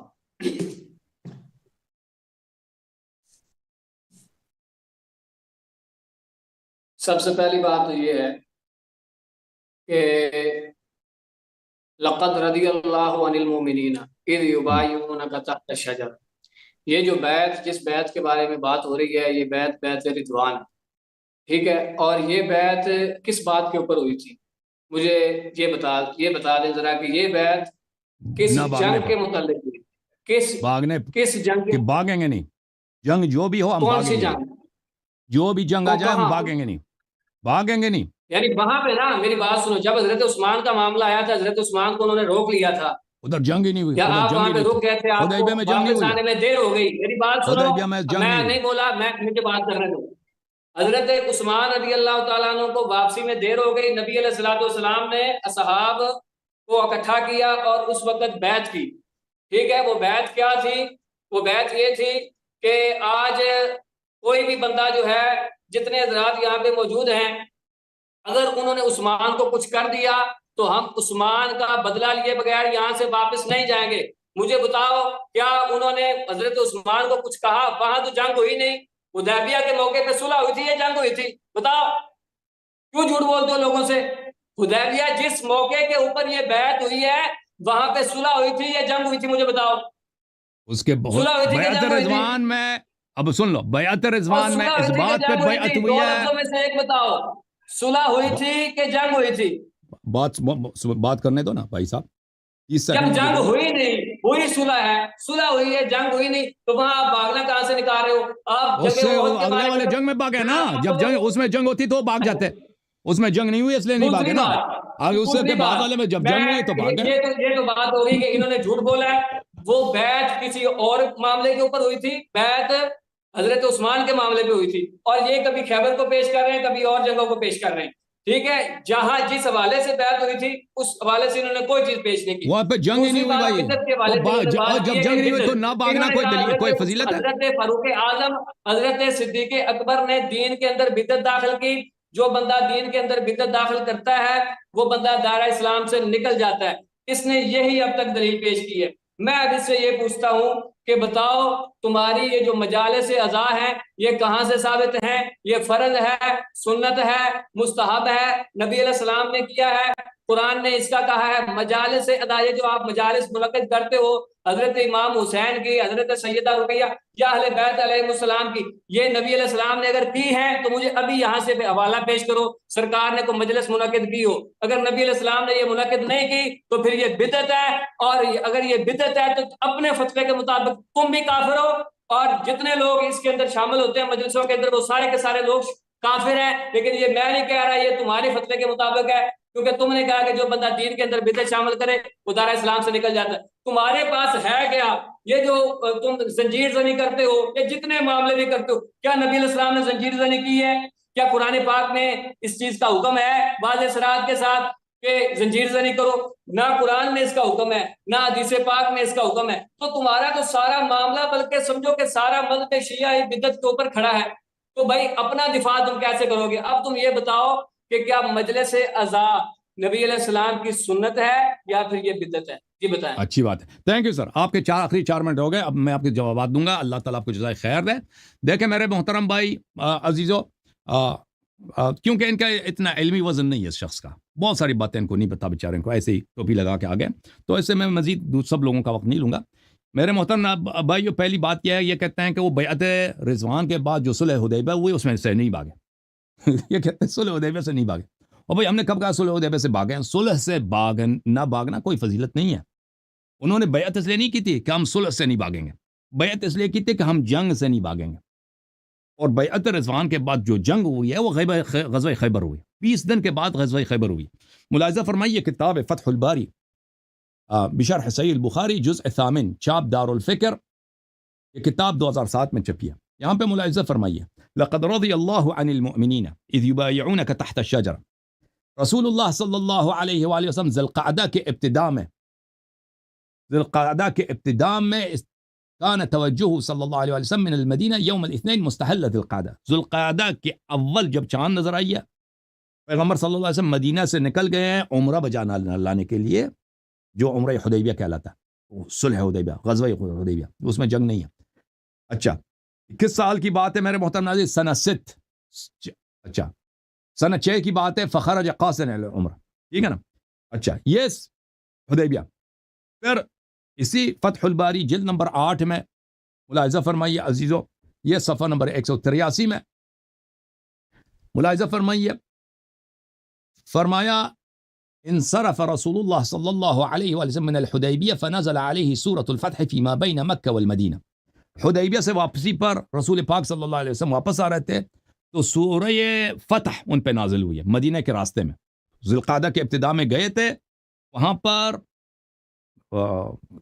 مکہ کے قصے کا عمرہ کرنا ہے، پھر عمرہ نہیں ہوا نا، تو واپسی پر کیا ہے؟ سورہ فتح نازل ہوئی. فَأَعْطَاهَ اللَّهُ فِيهِ خیبر، یہ جو اللہ تعالیٰ نے فرمایا اِنَّا فَتَحْنَا لَكَ فَتْحًا مُبِينًا، سورہ فتح میں یہ اللہ نے فتح خیبر کی بشارت دی ہے. اچھا وَعَدَكُمُ اللَّهُ مَغَانِمَ كَثِيرَةً تَأْخُذُونَهَا فَعَجَّلَ لَكُمْ هَذِهِ، یعنی خیبر. فَقَدِمَ الْمَدِينَةَ فِي ذِي الْحِجَّةِ، رسول پاک صلی اللہ علیہ وسلم ذی القعدہ کے ابتداء میں عمرہ کے لیے نکل آئے تھے، ذی الحجہ میں واپس آئے. اب ذی الحجہ کے نصف میں واپس آئے یا مثلا ذی الحجہ میں اگلے مہینے واپس آئے. یہ یعنی جو حدیبیہ کا سفر ہے یہ 1 مہینے سے زیادہ رہا. فاقام بها حتى صار الى خیبر فی محرم. اس کے بعد واپسی پر اس کے بعد محرم میں وہ کیا گئے, اگلے مہینے وہ خیبر فتح کرنے کے لیے گئے تھے. تو یہ جو اچھا وذکر ابن موسى بن عقبہ فی المغازی عن ابن شہاب انه اقام بالمدینة 20 لیلة او نحوها ثم خرج الى خیبر. موسیٰ ابن عقبہ نے اپنے کتاب مغازی میں نقل کیا کہ پیغمبر صلی اللہ علیہ وسلم حدیبیہ کے سفر سے واپسی پر صرف 20 دن گھر میں رہے, پھر خیبر کی طرف نکل گئے. وعند ابن عائذ من حدیث ابن عباس انه اقام بعد الرجوع من الحدیبیہ 10 لیال. دوسری حدیث میں ہے کہ صرف 10 رات مہینے میں صرف 10 رات مدینے میں رہے, پھر خیبر کے لیے نکل گئے. اچھا دوسری روایت میں کہ 15 دن. اچھا بلی وهذه الاقوال متقاربه, یہ سب اقوال متقاربہ. تو 20 دن یا 10 دن یا 15 دن غزوہ حدیبیہ کے بعد رسول پاک صلی اللہ علیہ وسلم نکل گئے غزوہ خیبر کے لیے. تو یہ حضرت بتا رہے ہیں کہ ابو بکر عمر جو ہیں کیا نہیں کیا, انہوں نے صلح حدیبیہ سے فرار نہیں کیا. بھئی یہ کوئی فضیلت ہے؟ جب جنگ ہی نہیں ہوئی تو آپ کہتے ہیں وہ بھاگ نہیں گئے. ٹھیک ہے نا. اس کے بعد حدیبیہ کے 20 دن کے بعد یا 10 دن کے بعد جو جنگ ہوئی کون سے خیبر, اس میں تو بھاگ گئے نا. تو بیعت جو کیا تھا یہ تو بیعت اس لیے نہیں کہتا کہ ہم صرف حدیبیہ کے مقام پہ نہیں بھاگیں گے. جن لوگوں نے بیعت کیا تھا بیعت ان کا آخر تک تھا کہ جب بھی جنگ ہو جائے ہم بھاگیں گے نہیں. تو انہوں نے بیعت کیا تھا, بیعت کرنے کے بعد یہ بھاگ گئے ہیں, اور بھاگنے والا جو ہے وہ اس نے بیعت توڑ دیا. اور جو جہاد سے بھاگ جاتا ہے نا وہ ہوتا ہی جہنمی ہے. میں آپ کو آیات دکھا دوں قرآن مجید کی.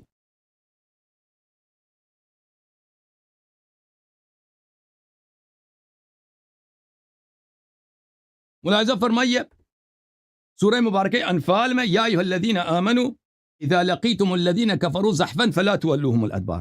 جب دشمنوں سے آمنے سامنے ہو اے ایمان والو, زحفن جنگ اس جنگ میں جب سب لشکر ایک دوسرے سے مل جاتے ہیں, اچھا ان سے پش نہ کرنا, ان کی طرف اپنا تشریف نہ پھیرنا. ومن یولہم یومئذ دبرہ, جو ان کی طرف پشت کر لیتا ہے, الا متحرفا لقتال او متحیزا الی فئہ, مگر یہ کہ پشت کی طرف جنگ ہے نا, پیچھے پہ کوئی لڑائی ہو رہی ہے, دشمن آگے آ گئے, آپ دشمن کی طرف جانا آپ نے, اس لیے آپ کو پشت کرنا پڑتا ہے, یہ جائز ہے. او متحیزا الی فئہ, یا مثلا انسان نے بہت پیش قدمی کی, واپس اپنے لشکر کی طرف آنا چاہ رہا ہے, ٹھیک ہے نا, تو اپنے لشکر کی طرف واپس آ رہا ہے, تو یہ وَإِلَّا پشت کرنے کی اجازت نہیں ہے. اچھا فقد باء بغضب من اللہ, ان 2 موارد کے علاوہ جو پشت کر کے بھاگ جاتا ہے اللہ کی غضب اس پر ہے.